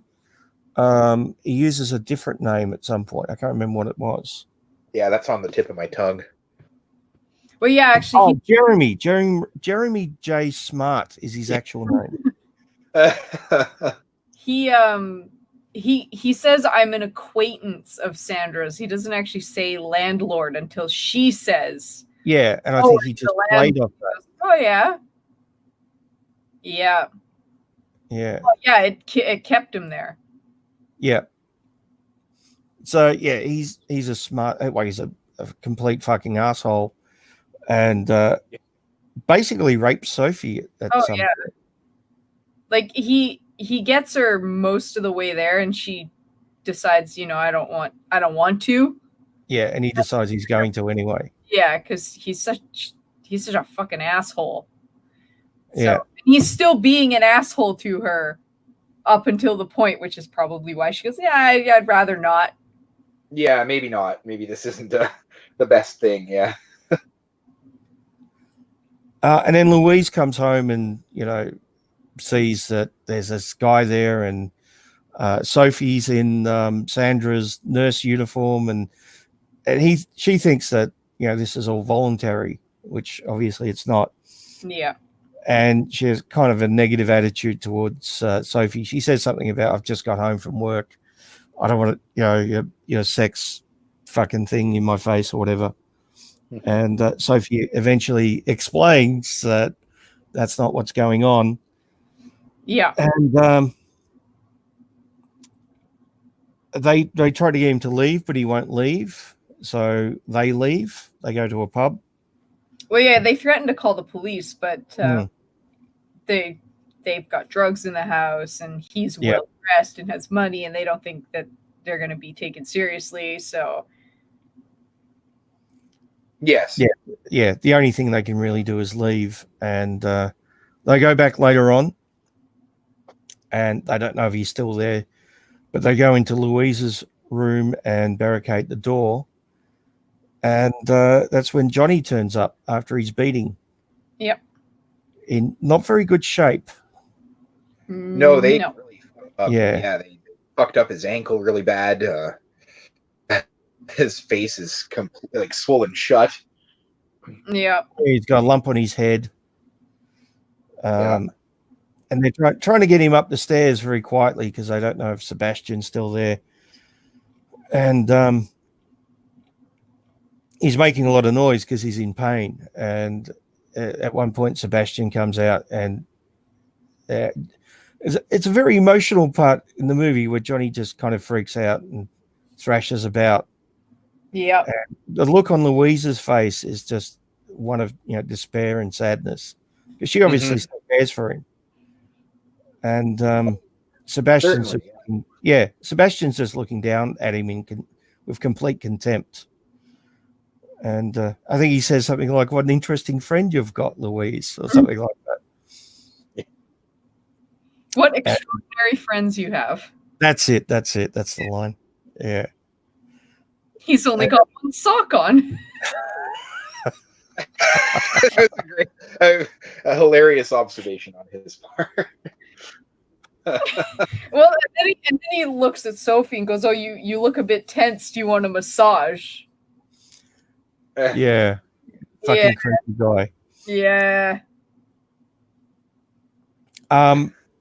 So they barricade themselves in Sandra's room. Now, Sandra's the third housemate who's overseas and meant to be back in a week's time. I like. But I like when Sebastian says, "I'm going to Betty Buys." Yeah. If anyone wants to join me, they know where I am, or something like that. Yeah. But yeah, they're all in Sandra's bed, trying to look after Johnny and keep safe from Sebastian. And Sandra comes home and finds the three of them in a bed, and she assumes that they've been up to some kind of sexual shenanigans, and kind of freaks out. I think Sophie's still in. No, Sophie's not in the nurse's uniform anymore, is she? No. No, so. but but it's obviously been used. Yeah. And she freaks out, and Sebastian eventually leaves and throws some money for services rendered, I think. Yeah. But that's after Louise threatens to cut off his cock. Yeah. Yeah, she was a little bit pissed off at that point. Yeah, I think she might have at that point if he didn't leave. So Oh No yeah, shit. I think she'd had enough, and I think he knew it. He's like, okay, I've extended as far as they're gonna allow me to. I'm gonna leave now. Yeah. Otherwise, she might just cut off my cock when I'm sleeping. So and I gotta, maybe, I gotta say, I really love the character of Louise. yeah. I think she's a great character. She seemed very genuine, very nice. Sebastian had his own keys to the apartment. Yeah, there is that. Yeah. Yeah. He was well acquainted enough with Sandra to have keys. Yeah. It's a bit of a mystery. It's like the sad girl. Why is she sad? Yeah. But it doesn't need to answer all the questions. No. They're kind of side things. Side things. The main story is Johnny. Yeah. Yeah, which And of is course- very close to coming to a close for us at this point. Yeah. So Louise is talking to Johnny, and she says, she's a bit sick of London and the boring job, and she misses Manchester and wants to move back to Manchester, where people have actual conversations. And Mm-hmm.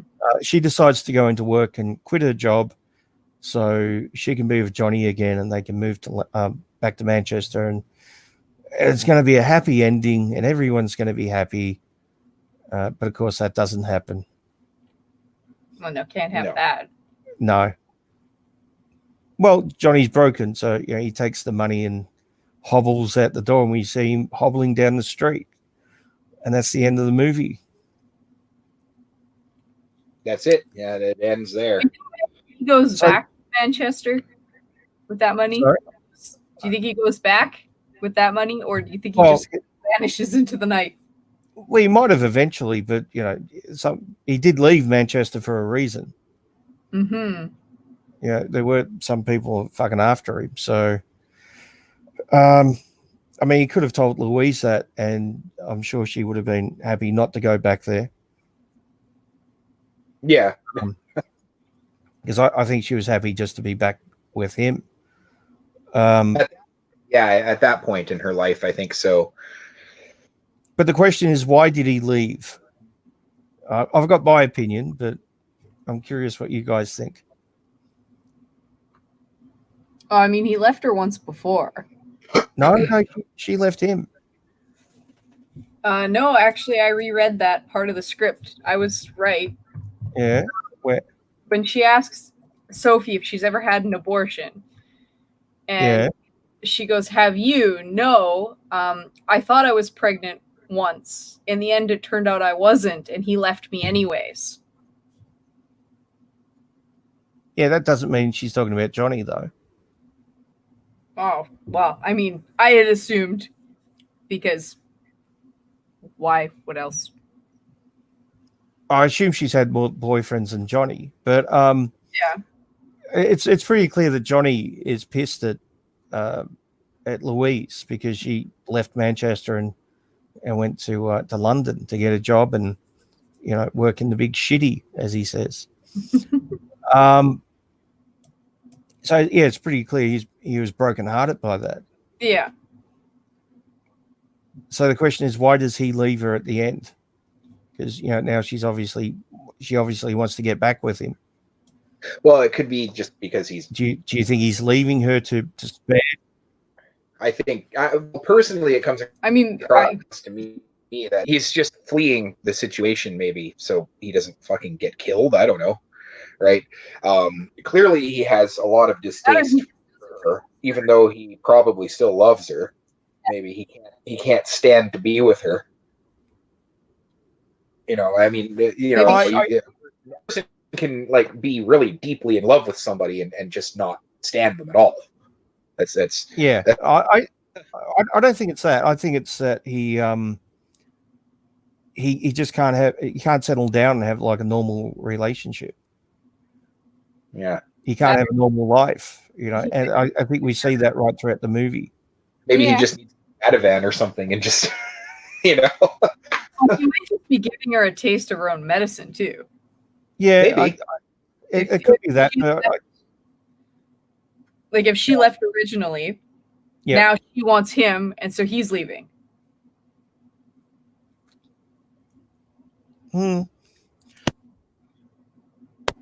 Or maybe he thinks he's sparing her. Maybe. Maybe he has such a low self-opinion of himself that he thinks that he's not going to, inflict himself onto her. That he'd somehow be a burden. That could certainly be. I mean, you mentioned his sarcasm being a possible defense mechanism. I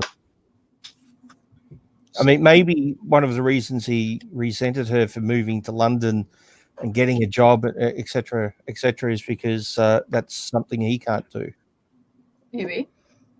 Maybe he's a bit envious of like the normal, boring, average life, but at the same time,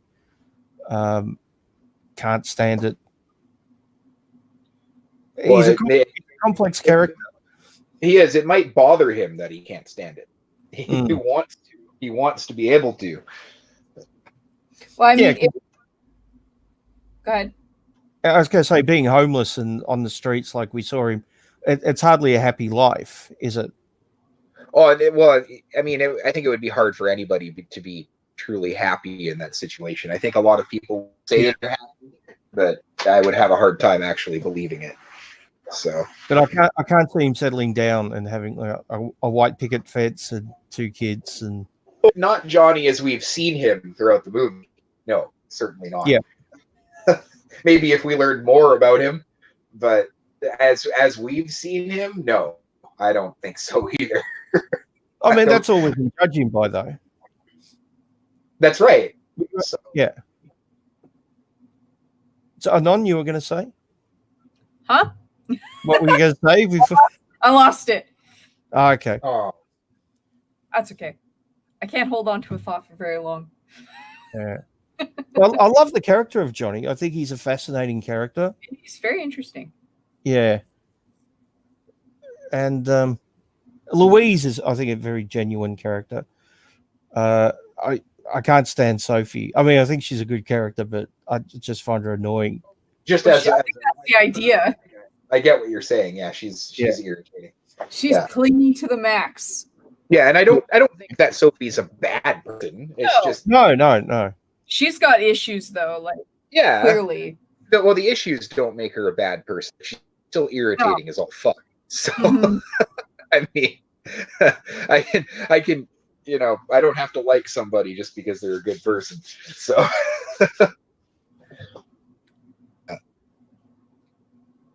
yeah, Louise is great. This is very genuine. I like her character. Just the way she speaks about Johnny and to Johnny. She's very, you can tell that she still cares about him. Yeah. At least she obviously feels guilty about something there. Yeah. I get a lot of guilt from her. I think that's probably why I thought I put the abortion thing together, which is obviously not right. Well, I mean, she could feel guilty for sure for leaving him kind of almost stranded, but at the same time, it was something that maybe she felt she needed to do. I don't know. We don't know the entire history, and that's kind of the point. I feel so. So the way this movie was put together was basically the basic plot was written, and they chose the actors, and then they let the actors develop the characters, and then they let the characters interact with each other, and that's how they formed their script. That's interesting. So it's kind of like a less extreme version of method acting, or a more extreme version.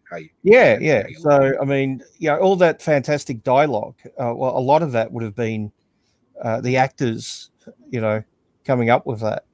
It might have been refined at some point, I assume, but maybe even rewritten, I Yeah. guess. But yeah, that's really Yeah. that's I guess this is why the movie's so dialogue heavy too. So yeah.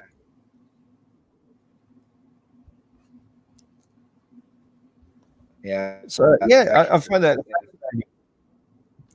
Yeah. a fascinating way to make a movie. Mm-hmm. Yeah, just kind of letting people loose. I guess what you're saying is they just gave them just the briefest, or maybe not even brief, but just a kind of a brief explanation of who this character can go with it and Mm. kind of figure it out from there. Yeah, that's certainly interesting. Kind of like a almost like a home movie in a way. Like it's like the biggest testament to an independent movie. It's like you couldn't get more independent than that. And I think it takes a lot of ball for a director to hand his or her movie over to a group of actors like that. So yeah, that's certainly interesting. And I gotta say, the one of the best things about this movie, the whole cast is great, but David Thewlis is amazing. I think in this movie, he is basically Johnny. I don't think anyone else could have carried the character of Johnny as well. No. I agree. Yeah, that's. And I think he's a great actor in general. Although not all of his roles have been great. The Island of Dr. Moreau. I know, but he was great from a long time ago, like from 7 Years in Tibet. He was great in that. Yep. The Boy in the Striped. Naked was the movie that. Yeah. Well, Naked was the movie that launched his career, and then the next one he did was The Island of Dr. Moreau. So. Yeah, which is well, I mean, that was unfortunate for everybody involved in that particular movie. So, I mean, wasn't that Marlon's last movie? Rotund fool that he was near the end of his life. Yeah. Yeah, that was just a bad choice. But apparently he's in the next 2 Avatar movies. Are we excited over that? No. Can we not? Wait, are they doing Avatar again or Korra? Or no, which Avatar? We're talking about James Cameron Avatar. Oh, I haven't even seen Pocahontas with aliens, so that's okay. Yeah, Avatar 2 and 3, which are coming out in 2021 and 23. Yeah. Well, the last one was out like 10 years ago. Yeah, it's been 10 years, I think. At least 8. I didn't mind it, but I didn't think it was an amazing movie. Yeah. Well, yeah, I told myself if I couldn't actually go see it in theaters to appreciate the visuals, I wasn't going to bother because the actual movie meat is only okay. Well, and my feeling is the visuals haven't even aged that well. So, it doesn't look very good. I've just heard it described as Pocahontas with aliens. Well, they're not wrong. I mean, and they fuck with their hair. Well, Dances with Wolves, really, with aliens. Yeah, I haven't seen that. that's more apt, I guess. But yeah, I love Dances with Wolves too. It's a great movie. I love that movie. That's fantastic. Have you seen the extended? Yes, I have. Yeah. Yeah, no, I put the movie on sometimes just to kind of watch it in the background. I always find myself getting sucked in. Yeah, that's another movie where the dialogue is fantastic. So, and I mean, it's obviously didn't need aliens. So they're James Cameron. Yeah, but you can't fuck with your hair. What? Is that a thing in Avatar? Yeah. Yes. It's kind of like a tentacle thing on their head. No. They fuck with their braids. Yeah. But they join with animals in that way too. So yeah, what? That's wrong. Yeah. What? Why? Because it's an alien planet. Who wrote this? some sicko, James Cameron. Yeah, he's got some weird hairy fetishes. It kind of makes sense in context with the movie, but it's He still a wants bit, to stick his head inside of an animal, clearly. Everyone's got their kinks, you know. I am kink shaming him. Definitely. Yeah. Why? Yeah. Why would you write that and think it's a good idea? Because you're a sicko. So, yeah. My genitals are also how I drive this creature. Yep. Oh no. I'm not going to say a joke about New Zealanders and sheep, but anyway. It's only a joke. Don't kill me. At least it's not goats. No, because they got sheep, not goats. They're not sick. You're supposed to take the intestines out of the sheep to make the condoms. Oh, okay. They like to cut the middleman out in New Zealand. It's still warm. Oh God. So anyway, Naked. Yeah, naked. Preheated condoms.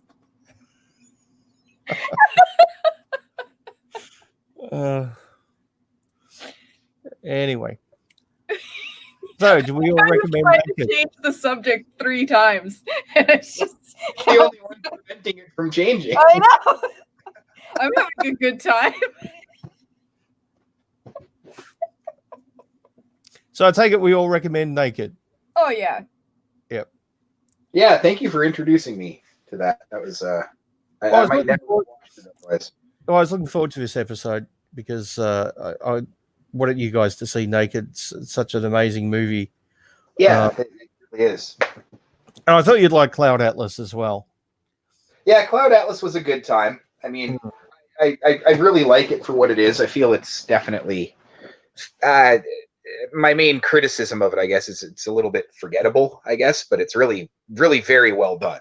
So Naked is a movie I could watch, once or twice a year easily, and I probably have. Cloud Atlas is a movie I might put on every 3 years or something and enjoy it. Yeah. Cloud Atlas is definitely one that it fewer and far between. Throw it on a nice big screen TV and crank up the sound as loud as you can handle it, and it just have a good time getting lost in that world. But Naked is a completely different beast. Yeah. Naked's a lot more intense. It's a lot more dense too. Story and characters.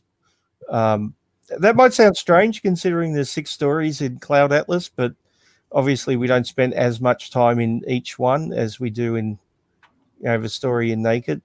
No, I think we explore the characters more in Naked, and the dialogue. Lots of dialogue.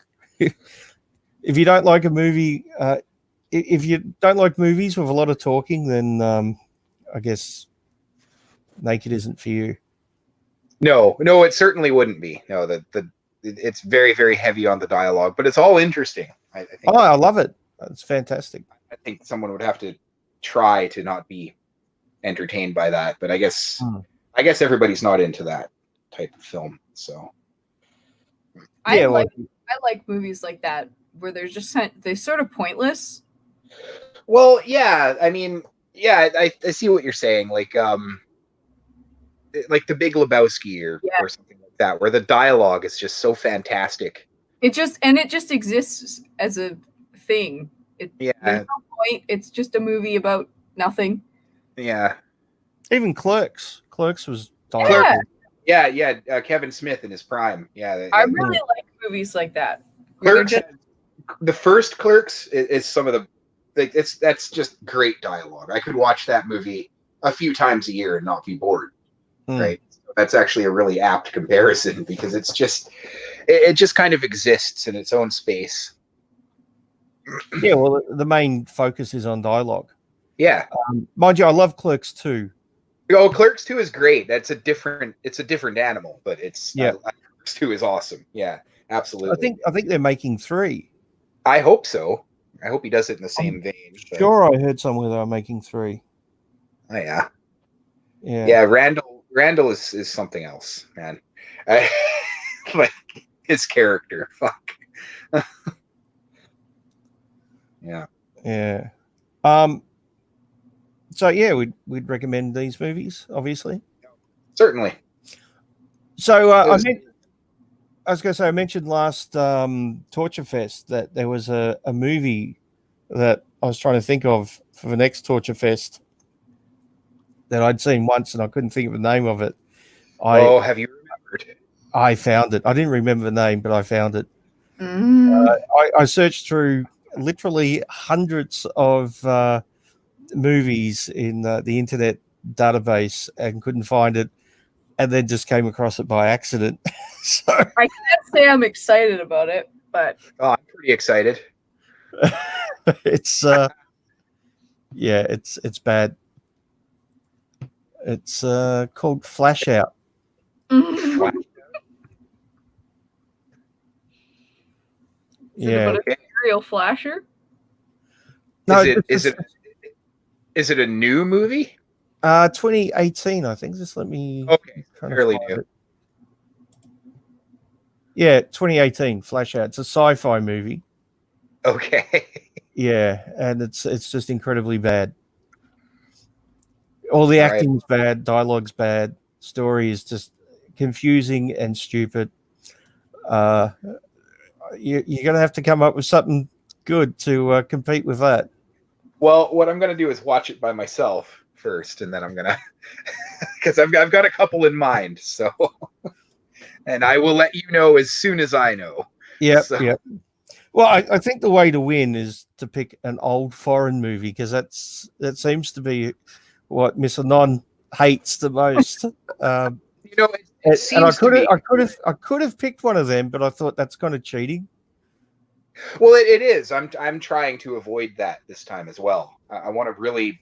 I got to bring my A game this time. This is, this is going to be the best one. Well, the worst one. However you want to think of it. You know what it is? I think I've noticed it's more good. It has more to do with how long the movies are than the content. Well, yeah, mercifully short, I guess in this case. Yeah, I think I've picked the shorter one both times. A really awful movie though, like really, really awful, can make an hour and 10 minutes seem like an eternity. Yeah, certainly can, like the Titanic thing. Yeah. But it wasn't over long. So I think the key to success is something short, painful but short. Well, we'll see. So if you know how long his movie is and you pick one longer that's just as bad, then you'll probably win. Well, I'm looking at the cover of this movie right now, and it looks fucking terrible. So, oh god! Flash Out, yeah, it is. It is. It looks like one of those direct-to-video VHS from like 1995. Yeah, except it was made 2 years ago. Yeah, that you'd see in the video store, but it would have one of those like holographic covers to sell its bullshit. Oh, hey, I found the trailer. It would just make it look like something it's not. It looks like looks like what? I'm sorry? It looks like a bad porno. Yeah. Is there such a thing as bad porno though, really? Yeah, there is. Women with ugly gashes. Is that the name of it? Is that the actual movie or series? Or? That's the worst part. Women with the worst thing about gashes. What makes a porn bad is if the people's genitals are gross.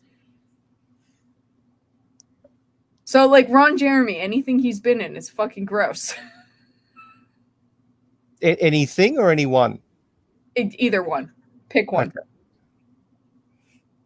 Well, I mean, it's hardly fair to judge somebody just because they were fucked by Ron Jeremy. I am going to because, ew. No amount of money. So anything he's been in is just awful. Yeah. That's not fair. Have you watched What about Orgasmo? Eh, What about Orgasmo? I mean actual porn. Not Orgasmo. his cameos. His cameos are funny. Oh, it was more than a cameo. Yeah, you know what I mean. Yeah. Orgasmo is a great movie. The reason I said It this is. was like a bad porn is because there are very clearly porn stars that can act in this movie. And I could tell which ones are the porn stars. maybe there are. Who knows? Maybe? Did you watch the trailer? Nope, not yet. That I'm comes watching later. it right now. It's 100% porn stars. If they're You not think- all porn stars, I'd be shocked. You're talking about Flash Out? Yes. Yeah. Does that they actually have a trailer? Wow. They have a trailer. It is not very well received. Or just think of that trailer going for an hour and a half, I wonder, oh, or however long it is. I'm just the poor director. The poor Yeah. director. I think he's responsible for this mess. That's Yeah, what well, I'm just reading some of the comments. Whoever made this should be hung in the streets. damn. Yeah, I tend to agree. Yeah. And yet it has like 7.5 star rating. Yeah, I don't know how. I mean, maybe People watch bad movies and then rate them really highly because they're assholes. Like Neil Breen's shit. Just to be ironic, I guess. Yes. or the director gets his entire family to, Yeah, So, then yeah. all seven positive reviews are from his family. yeah.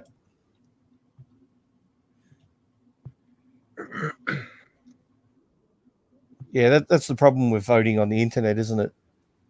Yeah. Yeah. You might have one vote and it's from, the fucking director. Yep. Well, it looks like a nightmare, so thanks. That's all right. Yeah, you're very welcome. Yep. Anytime. I don't know why I agreed to this, but So we got Dead Leaves and Manborg next. Yeah, I'm excited for that one. That should be a short one. Those are both pretty short movies. I'm very excited about Manborg. I haven't seen either of them. So Yeah. that's good. Something Have- new. You'll have a good time. I mean, I mention this every time, but Manborg was made for 2,000 Canadian dollars in somebody's garage. So, And it looks like it, but it's amazing. oh yeah, it looks like it's fun. It knows what it is, and Still has Very- my favorite Australian actor. yeah, very. You'll see, man. It's very. You can tell that the people made it are professionals who made it with that little amount of money on purpose, right? And they now stretch it as far as they possibly can. So, and I mean, they are professionals. Astron 6 are a really talented group of guys. So it's very fun. pretty impressive. Yeah, it's a lot of fun. And Dead Leaves is just the most insane animated film I've ever seen. So That was A good time. interesting. I wasn't really sure what I was expecting when you showed that to me. yeah. But we'll get back to insane animation in a minute. But so after that, Miss Anon, Yep. we got Plague Dogs and Watership Down. Yep. 2 more movies I haven't seen. Just trying to depress you both. Yeah, I'm they're both- actually shocked you haven't seen Watership Down because it's a staple. I know of it, but I haven't actually seen it. Well, I think you'll enjoy it. Mm. It's very dark for something animated for kids. Yep. Yeah. And after that, we've got our shorts special. I need to change mine. Yeah, Okay. we'll Again. as we go. I still haven't chosen mine either, but I should Yeah, soon. Still got a month or so, so that's all right. We've got a ways. I think you'll like mine. I picked a couple of episodes of Love, Death, and Robots, which was all shorts. I started watching that just after you told me about it, but I actually decided to stop. Had picked a couple of them as your picks for that. I'm going to watch them. Well, I'm going to watch those, and then I'm going to just watch. I'm probably going to binge the entire series over the next couple of weeks. So, well, the two I picked could easily be made into full-length movies. I think they're amazing. You were saying that, yeah, and I've seen bits and pieces of them, like just little, not trailers. There aren't really trailers, but I've seen the trailers for the series itself, right? And a couple episodes of the series, and it's fantastic so far. So I'm just waiting for a little bit, so it's really fresh in my mind, and I'm just going to binge it. Probably end up binging it twice because it's a good show. It is. It's really good, but I mean, it really depends on the episode as well, because they're all different stories. Some were amazing. All of them were good, but some were absolutely amazing. And they're all different styles, though, correct? Like, yeah. The other one was Pear Cider and Cigarettes, which is a story about a guy. It's based on a real life story, and I thought the animation and the story were amazing. So. Something and Sunspring and Zone Out movies written by a computer program. Oh wow! Oh yeah, you mentioned that last time. That's very interesting. I guess they just strung in a bunch of variables to this, and well, they put in hundreds of screenplays and had the program analyze it, and then write a script. And with Zone Out, what they did was they also put in copyright-free movies, and it basically took clips from the movie and it animated the actor's face onto characters in the movie.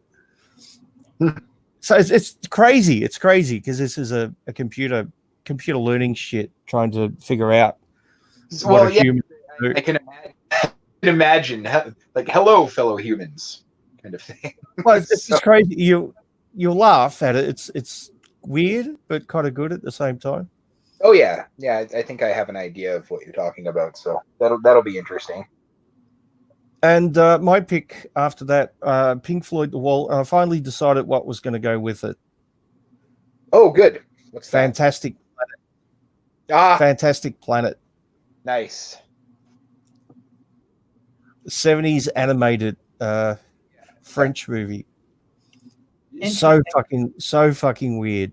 Such an incredibly weird movie. It is weird, but I think Miss Sonano really liked that one. But I think it goes well with the animation in The Wall. It does. Oh, she'll love it. Yeah. Just thinking about the weird. I think she'll like The Wall. Yeah. Yeah, I think so too. Weird Nosferatu. That's all I can really think of. Yeah. I'm sure you know what I mean. Yeah. Yeah, absolutely strange. We can't. And then we're giving it away. Kill List and 8mm after that. Yeah, those are my two picks, I guess, unless I jumped the gun there. But I guess there are no more specials after that. We have another theme coming up. Yeah. Okay, but those are my picks. Those are my picks after those two episodes for you guys, and Dead Leaves and Manborg is Kill List and 8mm. So they're just crime movies, basically. Oh, my one after that'll be fun. Monkey Bone and 9. Yeah. 9's the animated one, isn't it? Yeah, and they don't go together at all, but I don't care. No, they don't need to go together. I like Nine. I don't think I've seen Monkey Bone. Oh, it's hilarious and weird. It's Yeah, so Monkey Bone is weird. It's a fever dream. It's Oh, yeah. bizarre. Yeah, it's really quite spectacularly strange and weird and wonderful. I remember when I got him to watch it, like right around when we first met each other. Your reaction, if I could have got it on tape. It was weird. It's so fucking weird. And hard to find. Yeah. Oh yeah.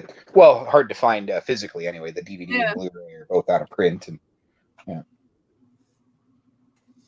After that, we've got a Stephen King special, or do we want to do the most disturbed?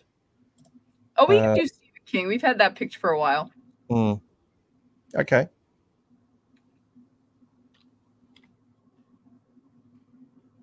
And then Yeah. you have to narrow yours down. yeah, we've hit a wall after that. Oh, yeah. I think I might know what movie I'll pick for most disturbed. Oh, yeah? Yeah, it's one I haven't actually seen, but I think it will probably fit in nice. Pink Flamingo, or Pink Flamingos. Oh my god, I've seen that movie. Is it as bad as everyone says? It's pretty sick. It's pretty disturbing, but I mean, I think I'll pick that then. yeah, both of us have seen a lot of exploitation. But is it disturbing to you? Because it is the most disturbing film for you personally. Not necessarily the most disturbing that you think is the most disturbing for everybody. Well, considering someone eats a dog turd in it, I think it probably would be. So, I mean, that sounds funny to me, but like, actually, it's a dog turd. Yeah, actually. Oh, really. it's like I'm not acting. I'm going to eat a real dog turd kind Yeah. of thing. Yeah. Oh, okay, understood. I find that pretty disturbing, to be honest. I mean, that's Yeah. gross. You're in for a wild ride.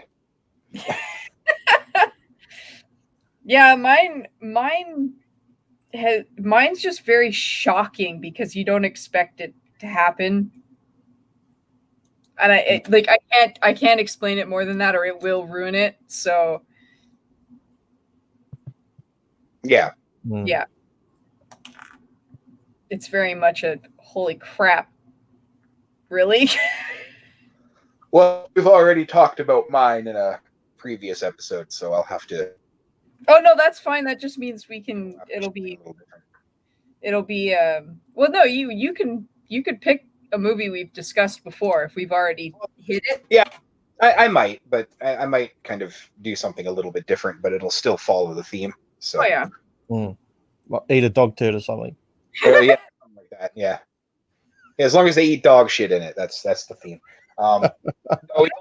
We've already talked about Irreversible, and I actually do find that film disturbs me more than any other on a personal level. I don't really know why. It just does. It just hits hard. It's very hard to watch. Have you ever seen? I haven't seen this movie in over 20 years, but Life is Cheap, but Toilet Paper is Expensive. I haven't seen that. No. It's an Asian movie. Oh yeah. Yeah. I've got another Korean horror film coming up. Oh yeah, those Koreans, they're doing well. Yeah, they are. The Wailing. I've got it coming up. Yeah, Is that about Moby Dick? No, the Wailing, not the Wailing. Oh, the Wailing. Okay. It's really long, so it's going to be its own episode. The movie's almost 4 hours long on its own. So, yeah, it's good stuff. When did it come out? 2017, I believe. Yeah, I was going to say it wasn't a recent one.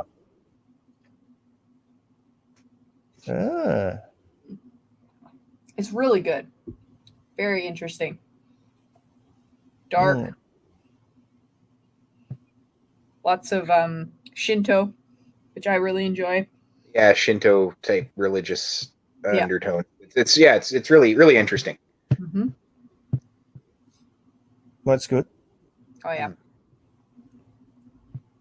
And I've got a list as long as my arm, and I don't know what's going to be after that. So It's actually I'm shocked that none of us have a lot of crossover. Like I don't think any of us have vied for another person's movies.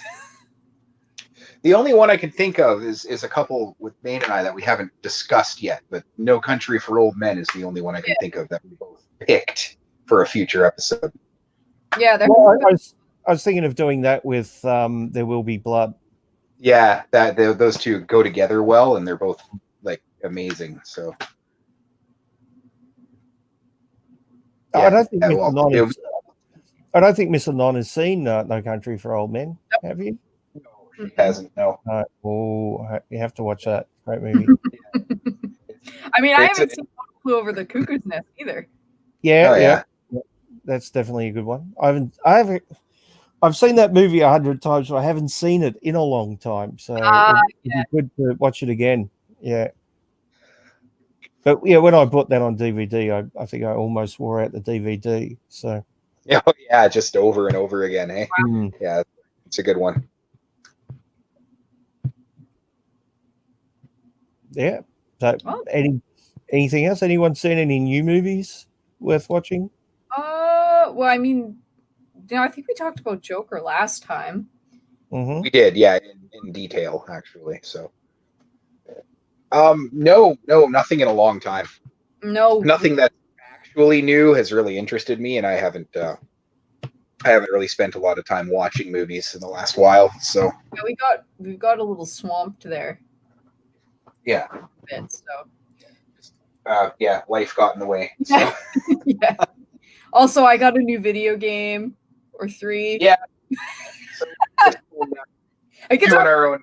now. If we could insert other media, I played 3 new games over the last Well, couple of weeks. So Just before you get to the games, I was going to say a movie that came out recently, which I recommend, is Underwater. It's kind of like Alien meets Cthulhu. I've been very interested in that actually. And you've seen it? Is it decent? Yeah, it's not bad. You should have a double viewing with that and the color of outer space. Oh yeah, that's that's right there. We have that now. Mm. We have access to it. Yeah, we should watch that missing on soon. Why don't we I think do it would be yeah. Let's do it. We have to watch your movies next weekend, so we can watch. Oh yeah, that. those are short, but Color Out of Space we should just watch. Yeah, we can watch that. I mean, it just came out, and I'm interested. So, Oh yeah. and we have access to it now, and we have for a while. So, yeah, Yeah, it's not bad. It's not bad. yeah. Yeah, so video games? Oh yeah, I played 3 to completion in the last couple of weeks. Mhm. I played Inside, which is old, and I think lots of people have heard of it. It's made by the same people that made Limbo, which was really big on the internet. It's a side-scrolling puzzle-solving horror game, and holy crap, was it ever intense and really, really good. I also played Little Nightmares, which is very similar, side-scrolling puzzle-solving horror, but it was almost too scary for me to play it. I'm a bit of a wuss. I tend to die if I get too scared, and then I can't progress. And then I played an indie game, which was kickstarted by I think only 1,000 people, called Ghost of a Tale, which is all puzzle solving and stealth, which is also really, really good. It has a shit ton of lore. I hope they make more, because it sort of ends on a cliffhanger. Like, yep. Because I guess they didn't have the money to do more. So I hope eventually they do more. And then I've been playing Kingdom Hearts, but I haven't finished that yet. This freaking Kingdom Hearts is that's an investment if you wanted to start getting into it now. Also, if you're not a Disney fan, you're not gonna like it. No, I'm not a huge Disney fan. Yeah, so it's all very Disney oriented. Disney and Final Fantasy. I played Final Fantasy, late 90s. Oh yeah. Final Fantasy, was it Final Fantasy 7? That was the big one Seven's the big one, yeah. with Cloud. Yeah. I remember because like everyone was talking about it, and I remember getting it. I started playing it in the first half hour or an hour. I thought this isn't really that great. But after that, once I got into it a little bit, yeah, I became very addicted. Yeah, it's one of those you have to, once you get into the meat, you can't put it down. I was Kingdom breeding fucking chocobos and all kinds of shit. Yeah, I know it. The only Final Fantasy game I've ever played heavily is Crystal Chronicles, and that's like a big no-no. Why? It's the black sheep of the series. Okay. So it's like if you've only ever played one Zelda title and it was Zelda 2. So you've never played Final Fantasy 7? I started it, never continued. I got to like the first town and then stopped. Oh, okay. Yeah. So not that I wasn't enjoying it, but I was playing it on somebody else's console at their house, which, I mean, that's dumb. You don't start an RPG at somebody else's house. That's just stupid. So I started playing, I think it was Final Fantasy 3, and I am not a huge fan of grinding in games. It's probably one of my least favorite things to do.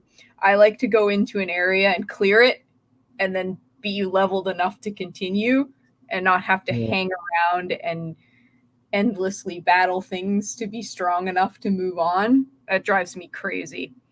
So there's a lot of that in whichever one. Master and On knows which Final Fantasy I was playing. I think it's 3. It was 3 here. It's been 6 for a long time. Since okay. Series joined up with. I hit a wall and I need to grind and I can't stand it. So I don't know if I'll pick it up again. I think I might play the one that I saw you playing more recently. What was that, 12? Yeah. Yes, that seems more my speed, less need for grinding. Oh, there you go. Yeah, that is my least favorite mechanic in most games, is the grinding. Oh, you have to stay in this area and fight things endlessly or you can't move on. Yeah. You need to hire someone to do it for you. Yeah, like really. And it sucks because I'll be really enjoying the story. Like I'm really enjoying the story, but I'd sooner go and watch somebody else play it than do it myself. Where they've edited out all the fucking grinding. Yeah.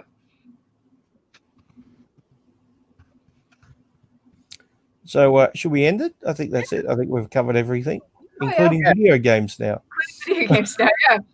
All right, so we'll see you guys in a couple of weeks. Yep. All right, bye. Bye.